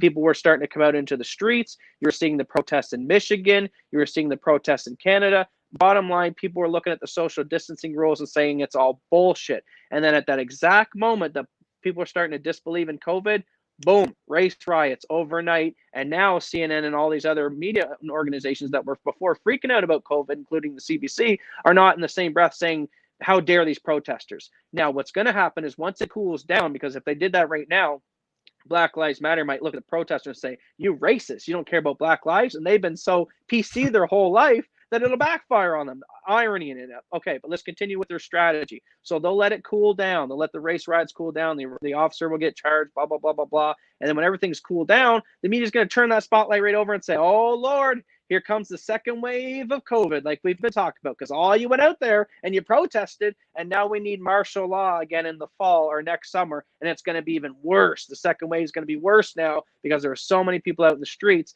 and it's all strategic. It'll probably happen. I'm going to say it right here on May 31st. It'll probably happen, the second wave, right before the election. Watch it. Watch it happen that way. Oh, Matt brought it up as though you heard it here, folks, and it sounds like a plausible theory as far as I'm concerned. But I just wanted to deal with something there real quick, Mac, before we get in this, because I think this was the one the guy that was in the stream the other day. But I said I couldn't answer his questions. I couldn't deal with it because, that's why I said I would do it in this stream, because I wasn't, my it was monetized, so I didn't. But anyways, so I'll do the first one that he put. The citizenry don't help either. So many anti-cop hate videos flooding social media. The Leos are people too, made sometime from the community you live in. But then there was this one that come after. He did not die from the knee on the neck. Okay, Gordon Stewart 3. I kind of get what you're trying to say here, but here's the problem. Here's the issue. And this is where, like, the optics of it, it's even for me. And like I say, I try to put myself in the mindset. And I mean, if you pay attention to my videos, I try to be, that external voice to even hold myself. So it's like, make sure I'm thinking about these things critically from many perspectives. So I get what you're saying. But when you say stuff like this, like I say, if you could show me with an example where these cops are, these good cops, like I say, that are out there, like we're all making videos, like you say, there's all these videos out on the internet. Can you share me of any videos of Canadian? I've seen one video where someone was sharing around the internet where there was an American cop, I believe he's a sheriff or something, that actually come out and railed against the COVID lockdowns. But I didn't see any cop examples in Canada. If you could show me that, or if you could show me an example of cops who are against it, the kind of authoritarianism that Trudeau was imposing on us, like I say, even economically, or all the corruption that's happened with the legalization of the marijuana file, like the cannabis. If you can show me anything where these police are actually doing what you're suggesting they do, but I'm pretty sure you won't be able to show me the example. And then when you bring up with this part with because I heard Molyneux kind of try to allude to this too, and that kind of shit, like you're not making no friends by suggest. Like I know, and I heard about the whole thing with the autopsy where he had some extenuating circumstances or physical characteristics, I guess, that might have made him where he, they contributed, I guess you could say, your death. But to suggest, just like when that Eric Garner guy, the guy that was trying to sell cigarettes down in New York City, remember that one, man? Eric, the tall, heavyset guy, and he got killed by the cop that put him in the choke hold, right? Or this, like when you're saying that, I mean, we've all seen the fucking video. I don't like, and you can say, oh, you can say something happened prior to that, and maybe it did. And you can say there might be other contributing factors, but when a cop is kneeling on a guy's neck for minutes on end, and the guy's literally saying, there's no, I don't know what fucking excuse you could possibly come up with. There was 3 or 4 cops there. Why the hell wasn't he just put in the back of the cop car? If he wants to harm himself, put him in the handcuffs, put him in the back cop car. He can smash his fucking head around all on that equipment back there all day long if he wants, but at least he's the one going to be causing harm to himself. Why would you have to hold your knee on the man's neck? Like I say, were these cops so fearful of an unarmed man that they just had to do? I just don't know what. To me, it's what it is you're having a cognitive dissonance moment because you have been taught to believe a certain thing for so long in your life, and I've gone through it. We've all had to go through these growing and very uncomfortable moments where we have to think about things a little bit more critically. And hopefully at some point in time, you will do this, Gordon Stewart, because he did die because that cop put his knee on his neck. That's just it. Okay, go ahead. Well, that's just it. Like I watched that video recently of Molyneux too, and I was actually very surprised that Molyneux took that stance. And I get where he's coming from. Like, okay, who cares if the guy kneeing on his neck and at that certain moment he had a heart attack? I'll give you 2 different analogies which wouldn't be acceptable in society. Let's say a cop raided a home and it was the wrong home and they threw a flashbang in first and the flashbang gave the old man a heart attack. Now, the cop didn't kill him, but the heart attack did from the start of it. But at the end of the day, the cops still killed him because he opened the door and threw the flashbang. At the end of the day, if they never stopped George that day and harassed him for something small as counterfeit money, which, I mean, don't get me off on the Federal Reserve, but the point is, if they wouldn't have stopped him, he would have still been living. Or another analogy, if an officer was sitting there watching someone have an asthmatic attack or a diabetic who says, give me my EpiPen, and the officer just goes, ha, ha, ha. No, that would still be considered murder because he could have intervened and helped the guy, man. You got to help. You got to do the right thing. And as to, well, he was being violent. He was being resistant. I did 5 years in security work, and I've never killed anyone, and I've had people spit at me. I've had people threaten my life and stuff, Just be a man. Every officer should be required to have a blue belt in jiu-jitsu because once you're a man, you have a ball sack between your legs and you're in a little bitch coward. You're not scared. Everyone's going to shoot me. Oh my God, I might not get the upper hand. And you actually can carry yourself with strength and dignity. Then you're not too worried about getting into a scuffle with a guy with a knife because you know how to defend yourself. So, all these cops are just cowards, the ones that go for the guns too early. Well said, Matt. Well said. And actually, when you're talking about the funny, because it was counterfeit. I think $20 bill or something. Now, it's a crime, and especially for the store owner, right? It's not good for the store owner. But like lynch him. How dare he? Lynch the guy. $20 counterfeit fine. But I do find it absolutely amazing that the cop is so. I mean, think about it. He's so overly concerned about protecting that store owner from a fake counterfeit $20 bill or two, but yet he's more than willing to get his paycheck from a non-stop string of trillions of dollars that have been printed since just the financial crisis. Like really, like this is that's to me is no, you have to prove that you're consistent, right? If you want to follow orders or enforce the law, then fucking enforce the law. If counterfeiting is illegal, well, how come you're not down there arresting, the head of the Federal Reserve Board, right? Why? right? Because your political masters were telling you that kind of counterfeiting. No, that's okay. That's allowed, right? But this guy, if he does it, no, he's not allowed. See, that's what I mean. That's why no one takes people like you, like these people that are like I say, that stick up for the cops and all this shit. The reason why people that think critically about these issues can't take you seriously because you're not consistent in your morals or your ethics. You're playing politics. You're someone that's willing to say a square is round or up is down as long as it suits your political preference. And like, if you're willing to do that, like I say, I've heard people spew that kind of rhetoric, and it just falls on deaf ears because I think critically about issues. So, no offense. I think it boils down to where the Trump or anyone on the right who are pro-military or pro-police, all it comes down to is fear.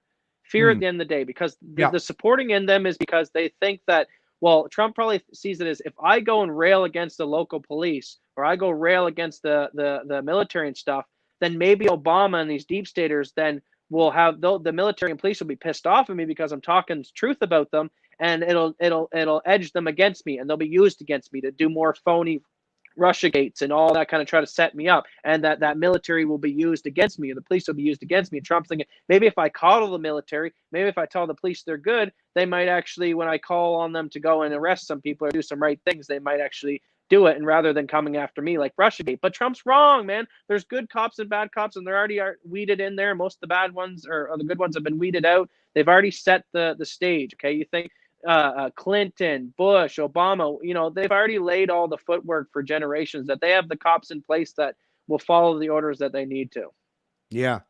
And Tommy Gunn brought out, how about the corruption with the RCMP in New Brunswick? Yeah. Well, I would love to talk to Tommy Gunn about that. Here's a point for Tommy Gunn about the RCMP and the Halifax shooting and all that kind of stuff. So the cognitive distances of Canadians to say, hey, because that crazy lunatic went door to door that day and just discriminately shot people in Halifax, we need to take everyone's guns.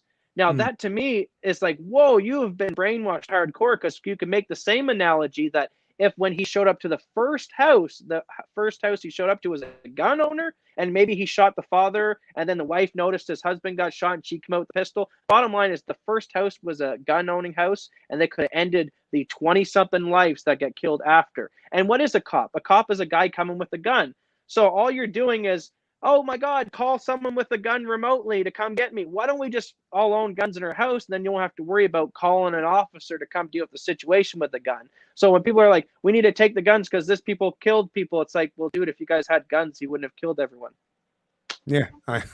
It's so crazy. Well, yeah, I mean, just having the ability to defend yourself, and the fact that, like I say, even when you think about the Bork situation that happened a few years ago, now we only got partial of the story because, the media definitely suppressed and redacted a lot of that stuff, because that's the problem, is the media they want to hype up the sensationalized aspect of it to get the views and the clicks, but they never really want to let the public know as to what the underlying, what it was, the reason, what was the cause, what would cause a person to want to go out and try to shoot a bunch of police officers.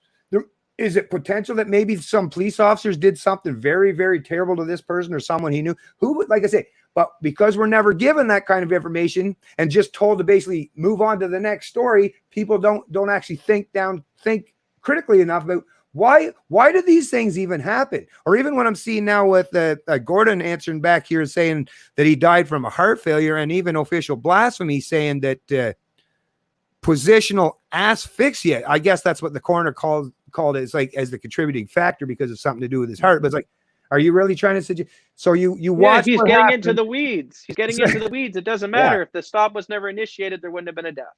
Or who cares? But even if the stop was initiated, but the guy didn't fucking put his neck. I mean, come. Yeah, exactly. Yeah, I mean, if ridiculous. You just place anyone, like I say, take the badge off it. Take what you deem those people as being, right? Just make them just two NPCs that look exactly the same. And one NPC is doing one thing to the other, and they got their knee. You would under any normal situation or circumstance, if you saw someone kneeling with their knee on a person's neck for minutes on end, and then that person dies at that moment, right? Not 2 hours before, right? Not hours after, literally right then and there. And you still try to find something in your mind that says, oh, well, no, that it wasn't the knee on the neck that killed him. Oh, phew. I can feel good in my conscience now because a coroner has told me that, oh, this guy had other underlying fucking contributing factors. You know what? A coroner also told everyone that Jeffrey Epstein looked suspicious. Yeah, exactly. Yeah. Yeah, yeah. I mean, come on. But Well, I mean, but let's focus on the black guy who lost his life, which is a tragedy. But let's skate completely over. The media is not talking about the massive pedophile ring that entrapped all the government deep staters. it's But let's that's talk about the black guy getting kneeled on. yeah, it's just that's to me that's so crazy, and like that's the part that why like I say I have such a difficult time with people that would identify as right wingers, and like I say, it's not that but if you're willing to make that like. To me, I just couldn't do it. I mean, there's been times in the past, I'll even fess up right now. There's been times where I've tried to make that argument myself to try to like maybe align with people so that they don't hate on me, but just to be consistent and to be able to sleep good at night, I can't do it. And I don't know how you can do it because you've got to do some serious mental gymnastics to watch that video or to hear about how that whole thing took place and say, oh no, he died because of some heart problem he had. Like, I don't know. And like I say, what benefit are you getting? What kind of people are you wanting to surround yourself with that want to believe that shit in the first place? Because tell you the truth, I really wouldn't want you to have you as my fucking neighbor. If you said that stuff to me and we were talking across the fence, I'd be like, oh, fuck. Is this who we got for a neighbor? Really, though? I wouldn't think you're the greatest person on the planet. No offense there. And I'm sure you might not like my channel or unsubscribe from this point, but I'm sorry. I just got to be honest. That sounds weird, man, when you try to defend the cops to that extent. Maybe you're a cop yourself. Well, there's where your cognitive dissonance is coming from. Well, I would ask that guy, okay, so what? So the cop didn't kill him. Are you still debating the fact that a cop is based on an institution with a monopoly on use of force? Are you still debating that the whole goddamn thing's corrupt and this is why you have the problems we have today? What's his point? It's a minute little tiny argument. Get thinking of the big picture. Stop talking about the little stuff. Yeah, exactly. But yeah, actually that thing I was going to read earlier, let me just finish that because there was just one section in it that I read and I thought, yeah, this is what needs to. So let me just bring it up real quick again there, Matt, because I did want to bring this up because it is something that I thought was important. Because like I say, I want people on the left to understand, like I'm consistent in my values. I don't want to play politics with bullshit. So like I say, this article out of the CBC, Thousand Rally in Toronto against anti-Black and Indigenous. And I have lots of friends even that are from First Nations community. And I'm going to take my dog out and I'll be right back. You keep talking. Yeah, go for it. Yeah, go for it, Matt. So protest comes on the heels of high-profile police-involved deaths in both Canada and the U.S. Okay, I already covered that May 30th, 2020. Thousands of people took part in a rally in downtown Toronto streets on Saturday in protest of what organizers described as anti-Black and anti-Indigenous racism around the world. It's important for me to be here because if I'm not here, then who else is? Sor Sani 17 told CBC Toronto at the rally. So this Sor Sani is just a 17-year-old individual. So that looks like her there, I guess, right? So just a young person. And what I really like to see from people like this is they weren't just protesting or trying to blame white people, right? So the headline is more clicky because CBC loves playing the clicky, the whole race game for the clicks, right? But a little further down the article, I'm glad to hear what this young lady had to say. All lives will not matter until Black ones do. So I would agree with that to a certain degree, but she was saying all lives obviously should matter. The peaceful rally organized by a group dubbed Not Another Black Life comes on the heels of high-profile police-involved deaths in both Canada and the United States. Some of the ensuing protests in the U.S. turned violent. A Minnesota police officer now facing a murder charge. Actually, okay, so no, it was down one more. So this was where I wanted to show you right here.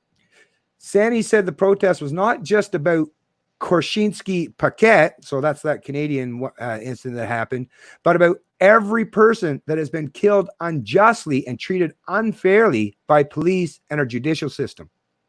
So this is something like I say, and this is obviously a direct quote. Every person that has been killed unjustly and treated unfairly by police and our judicial system. So this is a part where, like I say, put the whole racial difference bullshit aside, right? Forget about the whole in-group preference thing. And I know that a lot of people, it's kind of programmed in you. You were raised to think that way. I get it. I totally understand it. I've been raised around a lot of people that think along the same way, right? But you got to try to break free from that and look at it. The fact that here's this young Black girl, and she's, obviously not trying to suggest that, it's all the white. So would be a really good time to try to reach out to people such as this Sani. What was her name again? Yeah.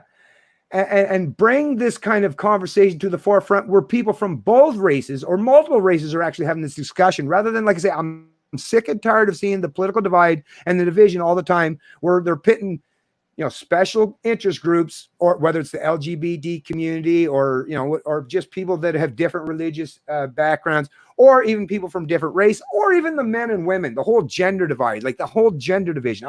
I'm so sick and tired of it, because at the end of the day, regardless of your color, regardless of your what's between your legs, individual liberty is something that we should all promote and respect. I mean, we're all individuals, right? My freedoms rest and rely on giving you your freedoms. And I understand that intrinsically. And the reason why I don't walk around every day having to look over my shoulders, because I actively look to make sure other people realize that I want you to have your freedoms. So that greatly reduces the potential of anyone wanting to cause harm to me, because most people that I've ever met in my life realize, oh no, Bennett, he's just a live guy. And because I have that reputation, that history, then, like I said, I don't have to spend my life looking over my shoulders. But if you do try to get into these games where you do want to use force or violence towards others yourself, or you promote or support that kind of stuff, well, that's when you get in the area where I guess you do seem like you got to navigate the world fearful that someone might retaliate against you, right? So don't use force or violence. Don't promote that stuff. Don't support it. And then you'll like I said, you'll end up not only being a better person yourself, but you'll create an atmosphere or an environment where you have a whole lot more better people. That's how we get to it, folks. It's all about an intellectual evolution in terms of understanding what it is to be a free human being, and how we should socially or economically interact or engage with each other. And it's real simple concepts that most of us all learned as very small children. Don't hit, don't steal, don't rape. Very simple concepts, like I say, but it has to be universalized. And if we universalize it, then we end up with ultimately a much more peaceful, prosperous, and healthy society of people that are, not sociopathic in nature, as we're seeing today. A lot of sociopaths, which is why a lot of people end up on a lot of prescription drugs, or now you even have the police or the military who have like PTSD and stuff. Yeah, stop putting these people in these positions, and stop accepting these positions that's so detrimental to your mental health or to the health of society in general. Anyways, did Matt make it back? Let me see here, because I got there we go. Okay. Let me close this one up. I just wanted to cover that. So go ahead there, Matt. Yeah, no problem. No, I think we pretty well covered everything. I mean, I'll just go back to okay. I'll Go just ahead. go back to the main point. I always like to leave everyone on solutions. So, a lot of the people out there supporting the rioting, a lot of people saying it's vented frustration, and I get all that stuff, but it's time to talk solutions. It's one thing to go out there and vent your anger, but if you don't got any solution, and we've been fighting this problem intergenerationally, then, the problem is going to be privatizing police, getting the monopoly out of the industry, making it so that we have an option to choose different police forces to take our businesses elsewhere. Because you know what? If you can't take your business elsewhere, this is why police get paid vacations. This is why you see, doctors, security guards, and not doctor. I already said doctors, security guards, firemen. You don't see these people interaction with people with mental illnesses and killing them and shooting them, is because they have to use different strategies to de-escalate those people. So when we remove the monopoly that the police have on the service, we'll fix a lot of these problems. So that is the true solution: is community policing, paying for your own policing, and having the ability that when the services are shitty and people are getting murdered by them, you could just withhold your funding. The same way, I use this analogy in one of my videos. If you had the only pizza shop in all of the town, what's your incentive to have the best quality pizza or the best service? Now, you might, out of your own ethics, because you want to be a good person, you want to have a good business, have good products, but, you might slip up, and you might always think that, hey, no matter what, how crappy the pizza is, people are going to come buy it because it's the only pizza in town. And if they want it, they'll come get it, right? Well, that's kind of what we're dealing with policing. We have to deal with all the abuse and the institutional injustices, because it's the only police force in town. It's the only way to influence the laws. And, me and my father always say we want a bunch of, the more smaller government, the better. I wish that Canada would divide itself up and each province was its own individual country. And then each individual cities would be their own countries, and just getting everything localized and privatized and back to the smaller numbers. That's how things can be kept more manageable. And then this big, huge thing that governs over every single person in these massive numbers. You got a population of 100 million people, 300 million people in the States, 30 million in Canada. There's no way that we can put one person in charge or even a couple hundred people in charge from their local divisions and universally enforce the rules over everyone, when we know people in Alberta think differently from people in Toronto and different places in different parts of the globe.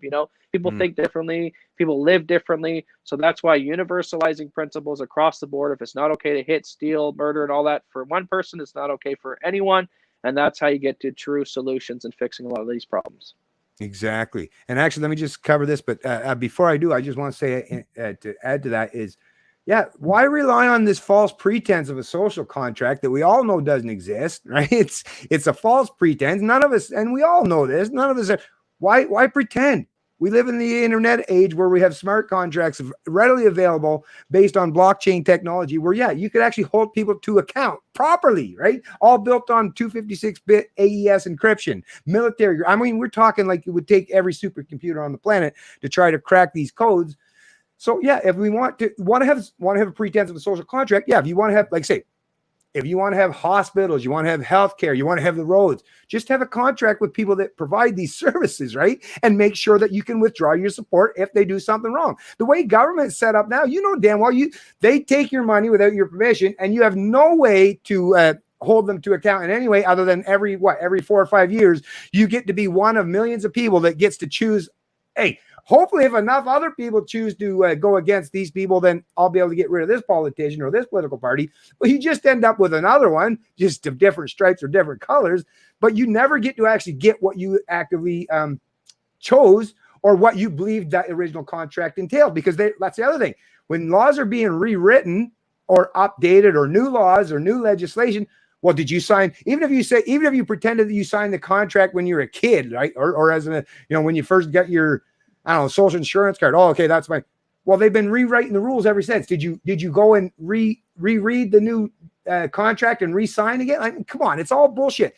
If you want to hold anyone to account, just like you would if you went into a Walmart, right, and you bought something and it broke down, well, you want to make sure that the contract says that if this breaks down, I should be able to return it. And the contract actually states that, so that you can hold Walmart to account and take back that product and get your money back. The government, you have no way to hold them to account now. But in the modern internet age, especially in particular, although it's not absolutely necessary, but it makes it much more seamless and possible, smart contracts can make an actual contract something that you could hold people to account. So if you want to have police forces, like I say, make sure these police forces are beholden to the contract. And if they breach that contract, you as the individual cannot just withdraw your support, but because the rules are defined clearly within the contract, you can hold them to account by taking them to an arbiter or a judge or whoever else. Anyways, let me check out this Saniko. Thanks for the $10 donation there, Saniko. I really appreciate that.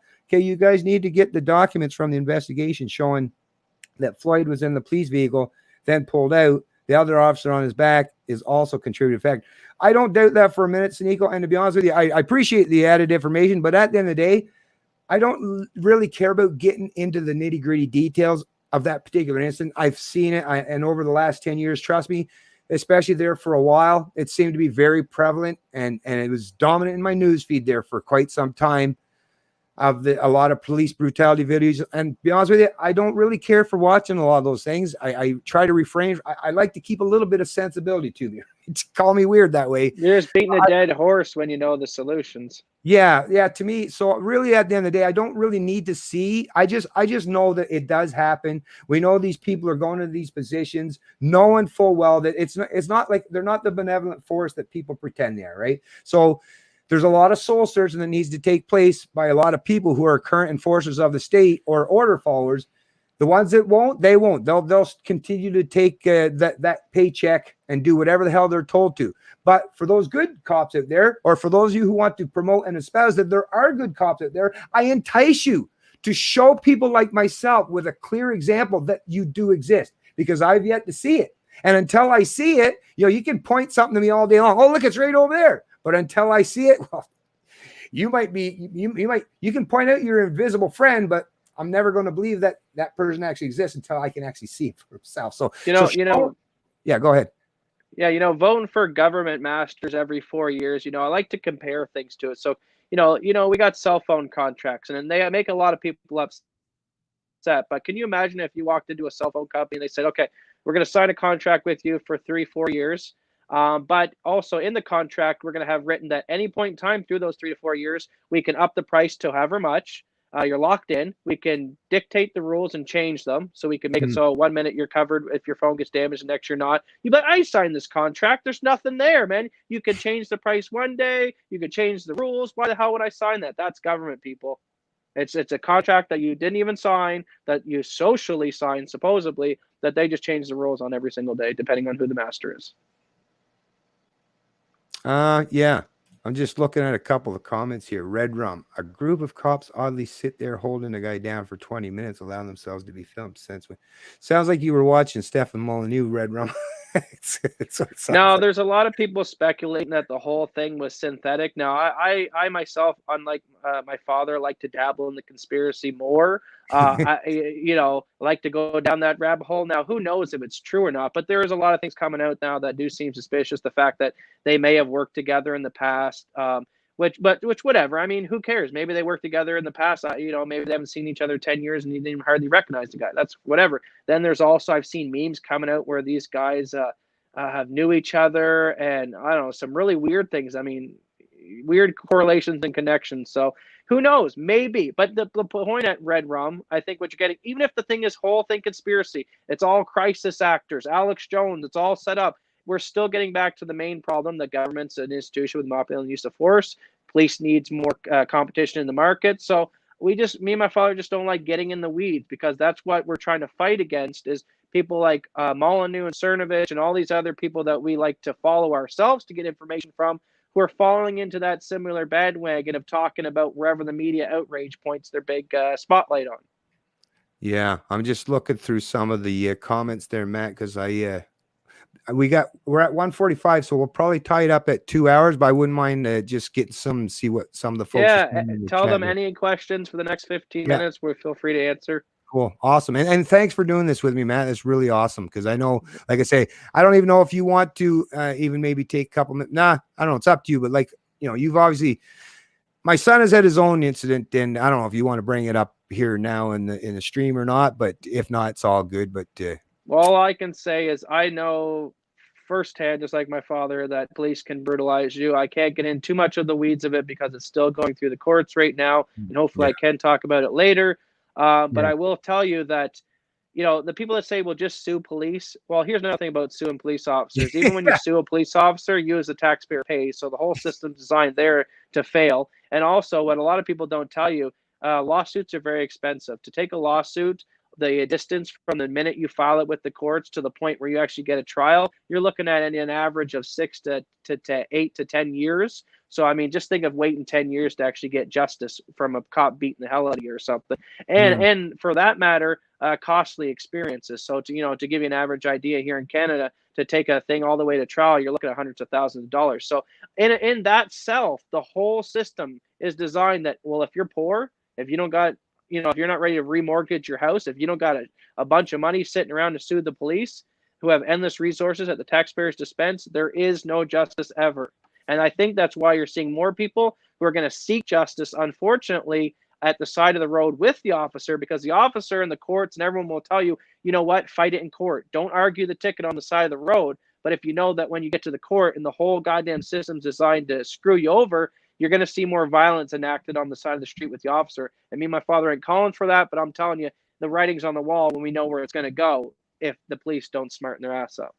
Yeah, so true. That's the thing. Once you realize that almost everyone that you'll deal with, when you've had an encounter with the police, and like I say, I've gone through this myself, and not because of anything that I did to harm him. I had a few beer on my four-wheeler. Anyways, forget about it. But once you realize that it's not just the officers, the judges, the prosecutor, everyone is all paid by the state, right? They're all part of one giant organization, and it's you.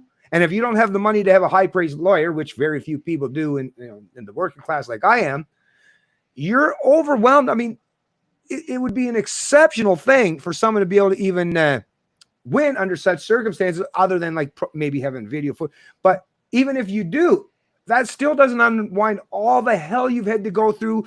Even if you ultimately, like Matt's saying, even if you ultimately win your case, you don't get back all that time, all that angst, all that, pent up frustration and the emotional bullshit that you got to go through to deal with it. All that stuff. And I mean, for me, it's caused me 10 years of the most productive years of my life. I'll never get back 10 years of my goddamn life where I could have been, like I say, and I was in my most productive years. I've lost a tremendous amount, and that's just the economic side of things, but even on the social side of things, even my psychology has changed me profoundly. Now I try, rather than use it to beat me down, which it could have happened, I could have turned out to go the other way and could have just said, you know what, I'm going to be evil like these fuckers are. And I'll just, but no, I want to hold myself to a better place. That's why I try to do these things, is figure out what are ways that we can get out from underneath this stuff, rather than like use our petty anger and resentment to just, inflict violence on someone else and hope that maybe somehow that'll make us feel better. Because it's never worked for me. I have been in fights and I've used violence myself. Does it ever make me feel good? No, maybe in the moment for a second, but then after that, it actually causes more harm than it ever does good. But anyways, as far as Red Rum goes, just so you know that I wasn't trying to misrepresent you in any way. I'm sorry about that in case I did. But should we talk about the whites assaulted during this? I wish it was so, but yes.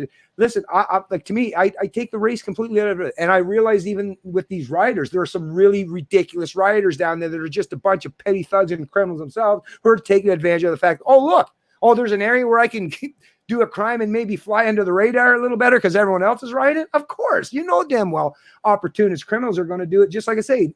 But at the end of the day, let's take the race out of it, right? Let's just take the race colors out of it entirely, or gender, whether they're male or female, let's be consistent in our views. Whether they're white, black, brown, or whoever the hell they are, First Nations people, I don't care who they are, no one deserves to be brutalized in such a manner or treated in such a way as this person does, by sheer fact that he was, doing, and it was an illegal activity. I'm not suggesting that the person should have been slapped on the wrist and said, okay, go away. You shouldn't be, obviously using counterfeit money, because that was a detriment to that store owner. Because when that store owner goes to, cash that money in, well, they've lost out on that because they're not going to accept it at the bank, right? But like I say, was it deemed a crime such a high crime that he needed to lose his life as a consequence or result? No, this is a time, like I say, these are times, as sad as they are, this is the most opportune time for those of you who are on the right to say, you know what? No, I'm going to do the right thing right now. And I'm going to say, you know what? Fuck these cops. You fucked up. You did the wrong goddamn thing. And I'm going to show solidarity with anybody. I don't care what your political stripe or background is. They did wrong. And if you do that, you have no idea how much a dividend that will pay off in the long run. You might get some Antifa people or left wingers out there saying, oh, I hated that right winger. But the fact that he was willing to put his own, ideology or his political preference aside to stand in solidarity with me today, wow. And you have no idea. Now you've gone from escalating tensions to the point where now some of those people might be looking at you and want to befriend you in some way. And that could be a very, very powerful message. Think of how powerful a message it is, even when you see some little video. I saw one was it this morning or yesterday, where it was like, it was in Michigan, down Detroit, where some little short, stubby white cop shaking hand and elbow bumping with the black people that were protesting the lockdowns, right? That's the kind of stuff that can bring people together. But playing this kind of political division, right, or playing that left-right game, like I say, it's only going to be a detriment to us all. Because, like I say, whether the left's in power, they're going to try to impose their will on the right-wingers, or whether it's the right-wingers in power, they're going to try to impose their power on the... Can we just get to the point where we're not doing that? We're not trying to impose our will on each other. Let's get back to the live mentality. And like I say, we'll all be better off for it. Anyways, go ahead there, Matt. Oh, you want me to see any more questions? Anyone sending more questions in? We got about 8 minutes left here. Okay, yeah. So let me see what we got here. So Jake Fillmore, hey, thanks for joining the stream. Jake, really appreciate that. So Nico, then, so then they yell at him to get in the car. How held down? Oh, never mind. They're talking amongst each other there, I guess. So hold on one sec. Let's see what else we got here. It is in the legal documents. Oh, that's just a statement, but should have camcorder in one's car. Dash cam is actually not a bad idea to have. I would definitely agree with that, having a dash cam. Mine malfunctioned, but I had one that actually would turn on and record. You could set 5, 10, or 15 minutes at a time. You put a little SD card in. I'm sure they got even better ones than that. And you can even Wi-Fi stream it if you're in an area that's got Wi-Fi. But yeah, it's a good idea. just a little Sorry, go on. side note there. You know what I Yeah. think is very cool? Like I sometimes will go on YouTube and I'll find a video of like the 1960s or 50s and I'll watch New York and it'll be cool. Like you're like watching a video, you're kind of in a time machine and just like think about how cool it is because we record everything. Like, that's right, dash cameras, our phones, everything's being recorded. Imagine what people are going to look back on in the future when they look back on us. Like our life is so digitalized and recorded. We're going to be able to like live through our eyes almost like what was it like to live in Matthew Hunter's time and kind of all these algorithms. I guess that's the only benefit to all this spying and all this technology. I guess is at least we're gonna have. I guess the Alexander, the Library of the Alexander. What is it? Library of yeah. Alexander. That Yeah. got burned down with all the Yeah. books. Well, Yeah. basically all this tech stuff, man. We're gonna have one hell of a library for all future generations, hopefully, to know what not to do and the mistakes and learn from all this stuff by putting out this information. Yeah. Actually, now that Taniko brought this up, I believe I'm pronouncing his name right. Anyways, so glad that you brought that up because I actually did have one more article in the background that I was going to reference, and I do got a couple minutes left, so I'll just cover a little bit of it, not too much. But I believe you're correct, and like I say, I want to make sure that we're covering all aspects of this story. And yeah, the police union thing, I think that's something that's worthy of consideration. So let me make sure you can see this now. Yeah, okay. So this is out of Reason Magazine, a libertarian publication. In case you're not familiar, definitely check them out. They're an excellent, like a great source, not just for news, but anything relating to liberty. This is for regarding George Floyd. Even police unions trash the actions of the cop who killed George Floyd. Are we seeing a tipping point where police begin to grasp why the public is so outraged? So this was contributed by Scott Shackford on May 29th, 2020. So like I say, I'll just read a little bit of it. After New York City Police Department Officer Daniel Pantaleo was videotaped confronting and choking Aaron Garnier. Okay, so I remember that to death in 2014. Public outrage over what had happened was fueled in part by a defiant, I got to put this a little bigger, police unions in the city who refused to consider the possibility that Pantaleo's conduct was unacceptable and unnecessary. Even after, what is it? Panatlio's eventual termination, which only happened 5 years later, organizations like the Police Revolution Association took Pantaleo's side, calling for work slowdowns, which backfired as crime continued to decline in New York City without their help. The unions generally acted like both mayor and police commissioner had betrayed the police by holding an officer responsible for killing somebody under circumstances in which it was completely unnecessary to protect public safety.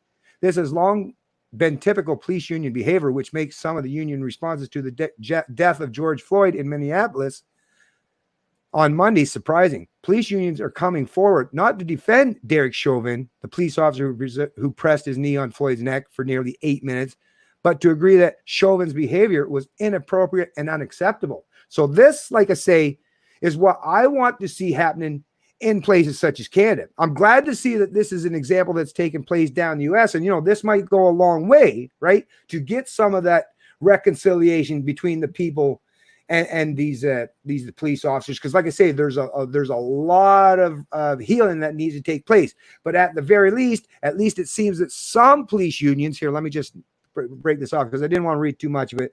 It'll be in the description of the video. But at the very least, I do want to see where this is actually taking place because we're not going anywhere. We're going to be stuck in place unless we can get these police officers and their unions and people who are part and parcel of the ruling or the enforcer class or the order followers who are showing the public that you are showing solidarity with them and you're not there to be the oppressors or enforcers of the state. You are there to defend their inherent and inalienable rights, freedoms, and liberties. And if you can show that with true cause and where you can, put that in a video form or come onto a stream like myself where we can, I'd be more than willing to share that around because I want us to get back to the place of peace where we're not perceiving the people who are supposed to be, the arbiters of refereeing any social engagements that, comes to do with the crime or justice system. I want us to get to the point where we actually perceive each other as just fellow citizens rather than this this divisive thing where it's the people against the state and their enforcers. Because once you've created that environment and that atmosphere, well, this is what you get. We're all divided amongst each other. And at the end of the day, even as some of the right wingers have pointed out in the chat, and I agree with, they are just humans at the end of the day as well. But for them to show that they are the kind of humans that deserve the respect and admiration that you wish for, they have to be willing to do what these police unions are doing and saying, or like that police officer down in the US that recorded himself in his own vehicle saying that I don't support the lockdowns and I will not follow the orders. If a politician tells me to follow an order and I recognize it infringes the rights of the citizens in my county or my country, I will not follow those orders. Like I say, get some of those Canadian cops start saying that, and we'll have a much better potential relationship going forward. I assure you that. Anyways, what do you think, Matt? You want to say something? And no, any more questions? And if okay, there's let me two more, we'll take a couple and then we'll wrap it up. Okay, yeah, sure. Okay. Canada's problem begins with the Queen. Well, that's true, but she's not really having a whole lot to say too much in terms of what the people see. Now, I get when people say that people function behind the scenes. And actually, I'm glad you brought up the whole thing with the Queen, because I hear people saying, even when you're talking about like conspiracies in terms of like something like, or not even conspiracy, it could be very real. Actually, I believe it is real. So let's say George Soros pulling the strings, right? Behind the scenes. Yeah. I get that. And even people that rail against corporations. Ooh, these corporations, they got all this power. I'm totally, the reason why where I find where we divide, it's like, okay, I get you that George Soros is a corrupt piece of shit. I get that there's, people behind the scenes, very powerful people that are acting like puppet masters. But once again, for the typical Canadian or the typical American, who is it that they have to follow the orders through? It's those in government. Like, no one believes that George Soros, has any legitimate authority over the Canadian citizenry. So George Soros, yeah, he's a very powerful and very wealthy and what I perceive as an evil man, no doubt. And I'm sure he has a lot of ability to affect a lot of different things. But how does he do that? Through way of politics. So whether he's paying for the protesters, what they're ultimately doing is the protesters are railing for government to do something. So they're still all, at the end of the day, whether it's through George Soros, the banking institutions, the central banks, at the end of the day, all that power rests and resides in one place. And that's the institution called government. They all use the state as their ultimate means to the end. So yes, there's lots of people that could do some really bad things and got a lot of powerful connections. But at the end of the day, they use the pretense of the state to make sure that that they get what they want at the end of the day, because it's the state that is the ultimate arbiter or the ultimate authority in any jurisdiction, right? But yeah, so let me move on, because yeah, that's something, like I say. Yes, the Queen probably, and she has some ways to pull strings, just like the attorney or the Governor General of Canada. She's got, but like I said, it's the Canadian people. They're looking at Trudeau. They're looking at Ford. It's the people that are in the position of premiership or prime minister are the ones that they believe are their ultimate authority. That's where you got to knock that stuff out entirely. Made from, you made, I don't know where this one came from, but hey, what the hell? Made for the first time butter chicken yesterday, and it was yummy. That's awesome, Sounds Helen. good. Hey, thanks for that. But you know what? Tell you the truth, that's funny though. But it's totally off topic. But I actually love butter chicken. That's good stuff. Tell you the truth. But yeah, let's move on. That was a little bit out of the left field there. That's what Trudeau says. Canada's a post-nation state with no identity, so the prince has decreed. Yeah, exactly. I don't know what the hell. Yeah. Well, that's Trudeau. Yeah. Okay, what else we got here? Rika. Oh, yeah, I forgot to mention Rika in the chat. Very nice to see you, Rika. Really great to see you. Order followers are the problem. I agree. Well, the state and the order and followers of the state, right? 100% with you there.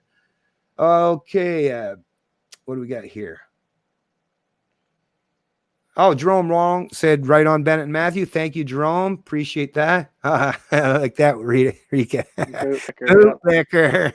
Nice. Awesome. Worst with Charles. The rule of law, many may matter to us, not the cops. Yeah. Okay, what's this? Heard the royal seals removed from the gate. Like I said, I don't know. Like I said, not too many Canadians that I know of, I've ever heard of, believe that the Queen has any power over them anymore. So I'm not really worried about her too much. Like I say, freedom is a state of mind. You just got to remove people's belief in that authority. But you have to have enough people to remove that belief from, right? But like I say, not too many people believe that the Queen is their ultimate authority right now. So I'm not too worried about her. The mayor abandoning a police station is a tad odd. Ever heard of it before? The mayor abandoned Yeah. a police station. What happened? Do you know anything about that, man? Yeah, so Minneapolis, their left-wing mayor there, one of the things that Oh, okay. happened early on is the third precinct, a lot of the police officers bailed out of there and left the building. Now, the police officers will make the excuse, well, they were throwing stuff at the building. We thought that we could be caught inside. Now, in other countries and other nations, you see a more heavy police presence and they don't give up the building. But in Minneapolis, they basically cleared out the building for the rioters. Well, what do you think is going to happen with the empty police building? Of course, the rioters. So it was like they're almost setting it up to be burnt down. So I think that's what he's trying to get at. Okay. I just wanted to read this. Thank you very much, Helen. You're a very sweet lady. One of these days I will give you Canadian Libertarians some money. Don't have much, but I love you. You are consistent, caring, aware, compassionate, and loving. Well, listen, Helen, when it comes to that, I swear to God, and I know other people say this too, which makes me feel like I'm just repeating it, but I really genuinely mean it when I say, if you don't have any money, I know, believe me, I know what it's like to not, to me, a great thing that people can do, which is what I do. See, I don't have money to help support people. So when I watch people's stuff, I don't have any money to offer them. I'm pretty poor myself, as I mentioned, but what I do, right? And that's and people accept that. And like, I'm glad, because I'm offering value, is share the stuff, right? I always make sure I like anything. When I see something, I always hit the like, because that sends a message to the algorithm or whatever that, I'm engaging with this. So it gives that the person to get that reach out there even further, or sharing it myself on my own platform. So, or commenting, just every little thing that you can do and help in any way to get my channel spread out there. That's even much better than just the money. To be honest with you, if I could get my information spread out there and me never even have to rely on having to get a dime from anyone, I feel like that my job is done. Because at the end of the day, I just want to live in a country that respects my autonomy, my sovereignty, my freedom, where I don't have people trying to fuck with me because they don't like how I live. Because ultimately, that's when I think about my life, how I've dealt with people for the most of my life externally, my own family, I've had family issues, but externally, I deal with people with tremendous, but I don't want to live in a country where people feel so resentful of each other that they use the state against each other. I want to get the state so limited and so restricted and so confined to the point, well, hopefully eventually it just disappear, but to the point where we can treat each other with more respect. Because I feel that the rise of the state has made it so that we don't trust each other anymore. And it's causing a tremendous amount of people to be resentful of each other, or even when you perceive of other people's success. If you're not successful yourself, then you're looking in some way. That's where the socialism thing comes in, right? Where people are like, well, I can't achieve any amount of success. Chances are a lot of the times where you might be not being able to achieve your success, it might have to do with the fact that, first of all, you might have been raised the wrong way because people had the wrong ideas, right? That's the beautiful thing about the modern advancements in philosophy and all this knowledge that we're gaining, is we're figuring out better ways for us to cohabitate and coexist with each other in a much more peaceful manner where we respect each other. So if we can do that, then I think that's all we really need to do at the day. And as far as donate to me, if you're poor, don't worry about doing that. Just help me get this message out, please. That's all I really care about. Get this message out. And I know it's uncomfortable. Even myself, when I started sharing stuff years ago, I was like, yeah, all my friends are going to hate me for this. But then I thought, well, if they hate me for what I'm doing, and all I'm really doing at the end of the day is trying to talk about reasonable things, take a proper ethical stance on issues, well, then they're not very good people to begin with. And you know what? Let the garbage take itself out. And I've watched quite a bit of garbage is left. Matter of fact, I realized, damn, a lot of the people that I perceived as my friends weren't really much friends after all. I guess it was whatever I could do for them. It was the only thing I was good to them, right? But anyways, I digress on that one. But Jerome saying, take care, Bennett and Matthew and Missy and everyone. Thank you very much, Jerome. Let me see what else we got here. The cop station was a setup on Twitter. Lots of reports of pallets of bricks. All their cities just showed up. Once again, Drady, I'm not going to get into the if I'm not knowledgeable on it, I just won't say much. Hey, what's going on, Steve? Ryan, haven't seen you in quite some time, actually. Nice to see you in the stream there. Well said, Helen. Thank you. Anyways, anyone else have any more questions here? Because I know there's still quite a stuff I got to scroll through, but I don't want to go too much longer. We're already 2 hours and 7 minutes here. Okay, let's see. State forces. Okay. Dems want Trump to be the heavy. Yeah. Oh, yeah. I don't know about the Antifa being a terrorist group. Like I said, I'm not sure if that's going to prove to be as beneficial as you think, because now they're definitely going to want to look to retaliate, to turn like, Yellow vesters, like right wing. What's next? You know, I know a lot of the yellow vesters in Canada were right wingers or PPC supporters. A lot of them probably just decent people that just wanted to have a decent shot in life and not be oppressed. But, you know, once you start labeling groups that are politically active as terrorist organizations, right now, like, see what's next. What's Trudeau going to step up? Oh, Trump's going to label Antifa. Okay, well, maybe the Trudeau liberals will start calling yellow vesters or. Well, if government too at any point in time is going to start labeling people who are violent against them or their institutions as terrorists and stuff like that, what happens when the government gets too tyrannical and there's a point where you need to be resistant yourself? You think then, you know, like we said, you're going to be labeled as a terrorist yourself. So be careful who you give that power to. Mm-hmm. Yeah. Actually, you know, you make a good point there, Stuart. But here's the thing, though, is I live in the same country, and I'm pretty sure that the government doesn't like anything I say. I'm pretty sure I say probably things even worse than what a cop might say towards the state, but I'm still brave and bold enough to say it. And like, I don't even have the whole, I don't have a police union to back me up. I don't have anything. Like, I don't have giant organizations with, you know, billions or millions of dollars at their disposal to defend me or to go through the courts if I was ever punished or penalized by the state. So these cops, I get what you're saying, that we don't actually have a First Amendment, and that's why the cops aren't likely to come forward. But that's basically giving them an excuse to be cowardly and conformist, isn't it? Right? Because I could use that same excuse for me. As a matter of fact, I'd have a much better way for that excuse sticking for me, because I literally don't have any position in government that I can fall back on, or a whole gang of enforcers that will have my back. I'm literally out here mostly, not entirely, but, you know, isolated and alone for the most part doing this stuff. So if I'm brave or bold enough to do it, and knowing how much the state despises everything that I say, I just can't afford that kind of excuse for the police. But I get what you're saying, and it is a shame that in Canada that we don't have a recognized genuine First Amendment. But see, I don't acknowledge that the state gives me my rights. See, when you say that, Gordon, you're basically suggesting that just because someone in the Canadian government hasn't written on parchment or paper or on a digital screen that they respect your right for freedom of speech, that you don't have it. See, I don't go by that. I don't go by what the state tells me. See, that's the thing. I separate the state from clear and concise objective language and principles. So to me is, by being born on this planet, I'm a free human being. Now I require a whole lot of my fellow Canadians to respect that freedom for it to actually flourish, because as much as there's freedom I want to claim to have my own, if the rest of my peers in Canada don't want me to have that freedom, well, the only freedom that I'll truly have at the end of the day will be in my mind. That's the only thing they will never be able to take from me. But my physical freedoms rely on my fellow Canadians respecting those freedoms. And that requires these police in particular to respect those freedoms. And like I say, there's a lot of them that have, like, they've been trained, right? They're in a pretty good position.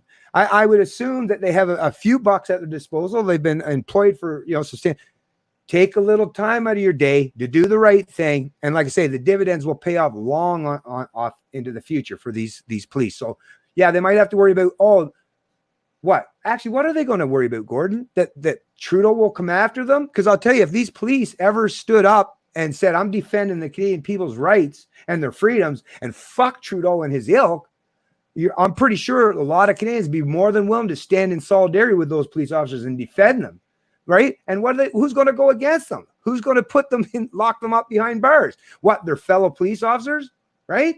So that's what I mean. No, actually, police are in a perfect position, I think, that they should be having the resolve and the courage to stand up and do the right thing now. And like I say, if they do it, not only will we pay off dividends for them long off in the future, but it also can get the rest of us as Canadians back into the mindset where we can actually start to trust some of the people who are supposed to be doing the right thing. But we're the reason why we're so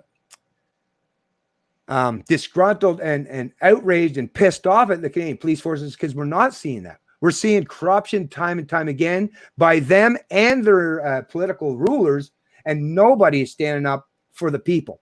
So let's get the police officers in this country. Stop worrying about the fact that the government hasn't given them the right to speak freely, and just start doing it anyways. Okay, so what did you have anything you want to say about that, Matt, or anything?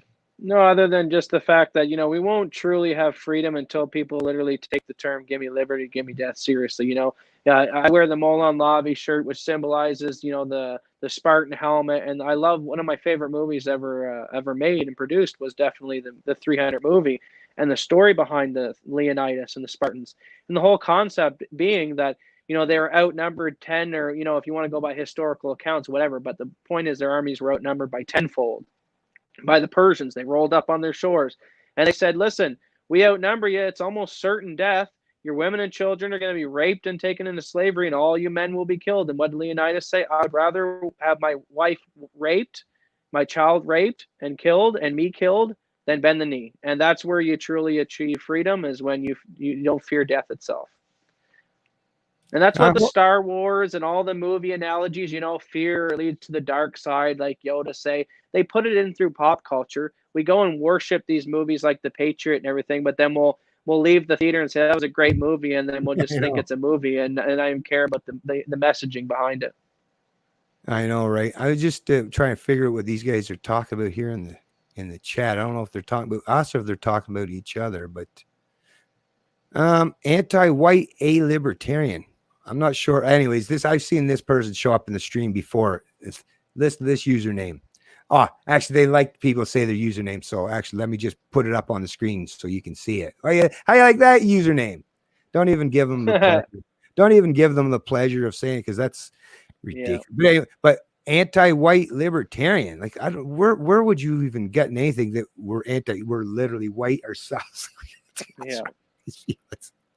But this is one of those people, like I say, and chances are it's probably one of those right-winger military guys that all them libertarians just won't join with us and be good little fucking national socialists like the rest of us. And I actually hear them. That's the thing. Not only do I hear the nationalism talked about by some of these right-winger YouTubers in Canada, but now I'm even hearing them where they're promoting socialism. So it's like, okay, now you've gone to full, like, yeah.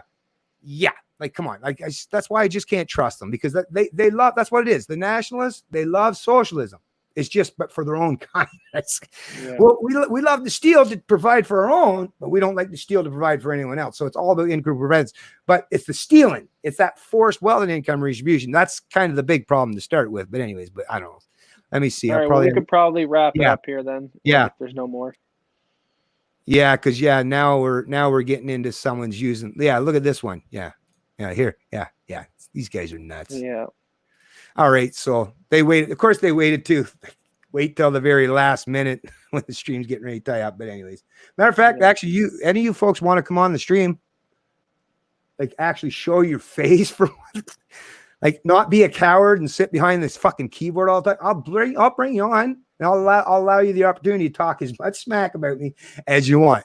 That's what it is to be a courageous human being. Is I don't shy away or back down from anyone. So, like I say, I'll give you the opportunity on my own platform if you actually show the courage to come on.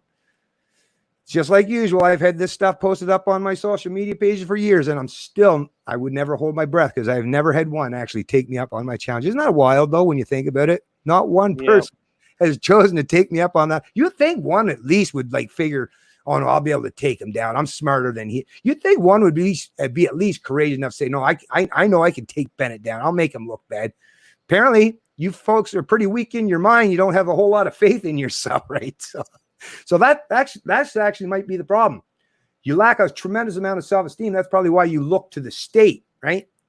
That might be something you want to work on in your own personal life. Get your personal life in order. Get a little self-esteem about yourself, and maybe you won't have to worry about relying on the state to take care of you from cradle to grave. But anyways, Matt, yeah, I'll just tie this up. But like I say, I really appreciate Matt coming on and do the stream with us. And we're probably going to get to the point now where we're going to try to do a stream like once a month or so. Matt is busy. He's got lots of stuff he has to do on his own. And like I say, I'm fighting the state behind closed doors. I'm every day doing the good fight. Yeah, no, I know. You're always still doing your thing. But like I say, we're probably going to get to the point where but this stream here, it's going to stay on my Canadian Libertarian channel. But if we're going to be doing subsequent, like, we're going to start doing, let's say, monthly streams, what I'm going to do is they're all going to be uploaded to, we had actually started doing this about a year and a half ago, but Matt had to do other things and got busy. So we didn't finish doing them. But if we get back in them, I'll just start doing those live streams on that channel, because it's called Liberty Hunter Podcast. It's mine and his channel. It was set up as mine and his channel. And if it does become at some point in time monetized or any revenue, I'll be sharing that with Matt, because it's our own joint venture.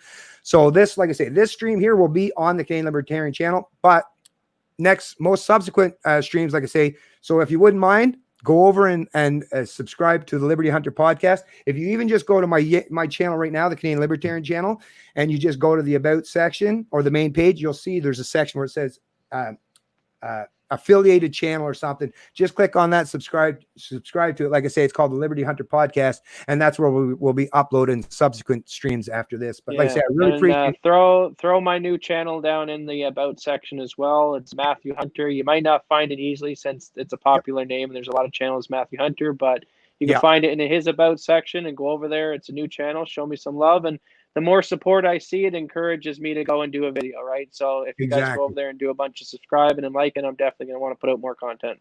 Yeah, for sure. And actually, that video that you uploaded, that's in the description. So if you go watch Matt's video, I definitely recommend you check that out. Like I say, it's only 11 or 17 minutes long, and I guarantee you'll enjoy that video.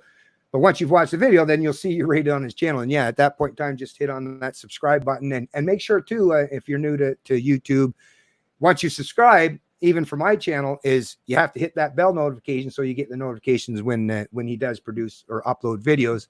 And then once you've done that, the algorithm will get to learn and it'll put that in the recommended section. But anyways, like I say, I really appreciate Matt coming doing this stream for today. And I know it's kind of short notice. And thanks for everyone that showed up in the stream today. I know you folks are patient. It's 2 hours and 20 minutes long we've gone. But like I say, I think we covered quite a bit today.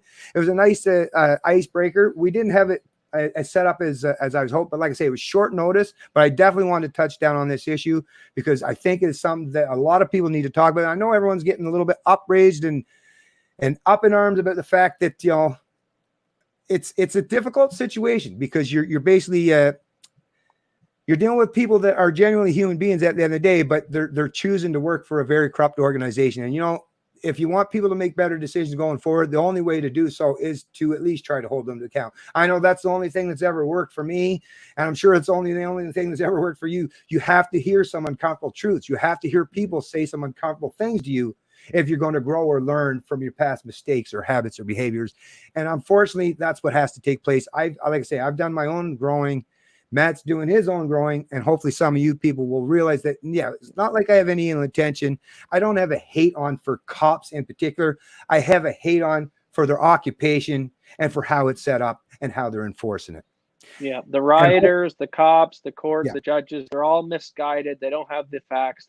They've all have public educations. You know, they haven't had the time to really think of these concepts. Life is busy. We understand that. So all we want to do is get the message through to the population that the same way as here in 2020, we can look back and pretty much everyone can look back on history and say, hey, probably wasn't a good idea to have slavery. Well, we want to get the ideas of freedom to that where, well, it's probably not a good idea to have a institution with a monopoly on the use of force. We want to get it to almost that exact same mentality of, wow, that was ludicrous. How do we ever act like that? And once we do that, we can enlighten ourselves. Right on, Matt. All right. Well, like I say, I'm going to tie up this stream, folks. So I really appreciate everyone that has shown up today, and we'll see you in the next one. This is Canadian Libertarian, and I love liberty. See you guys later.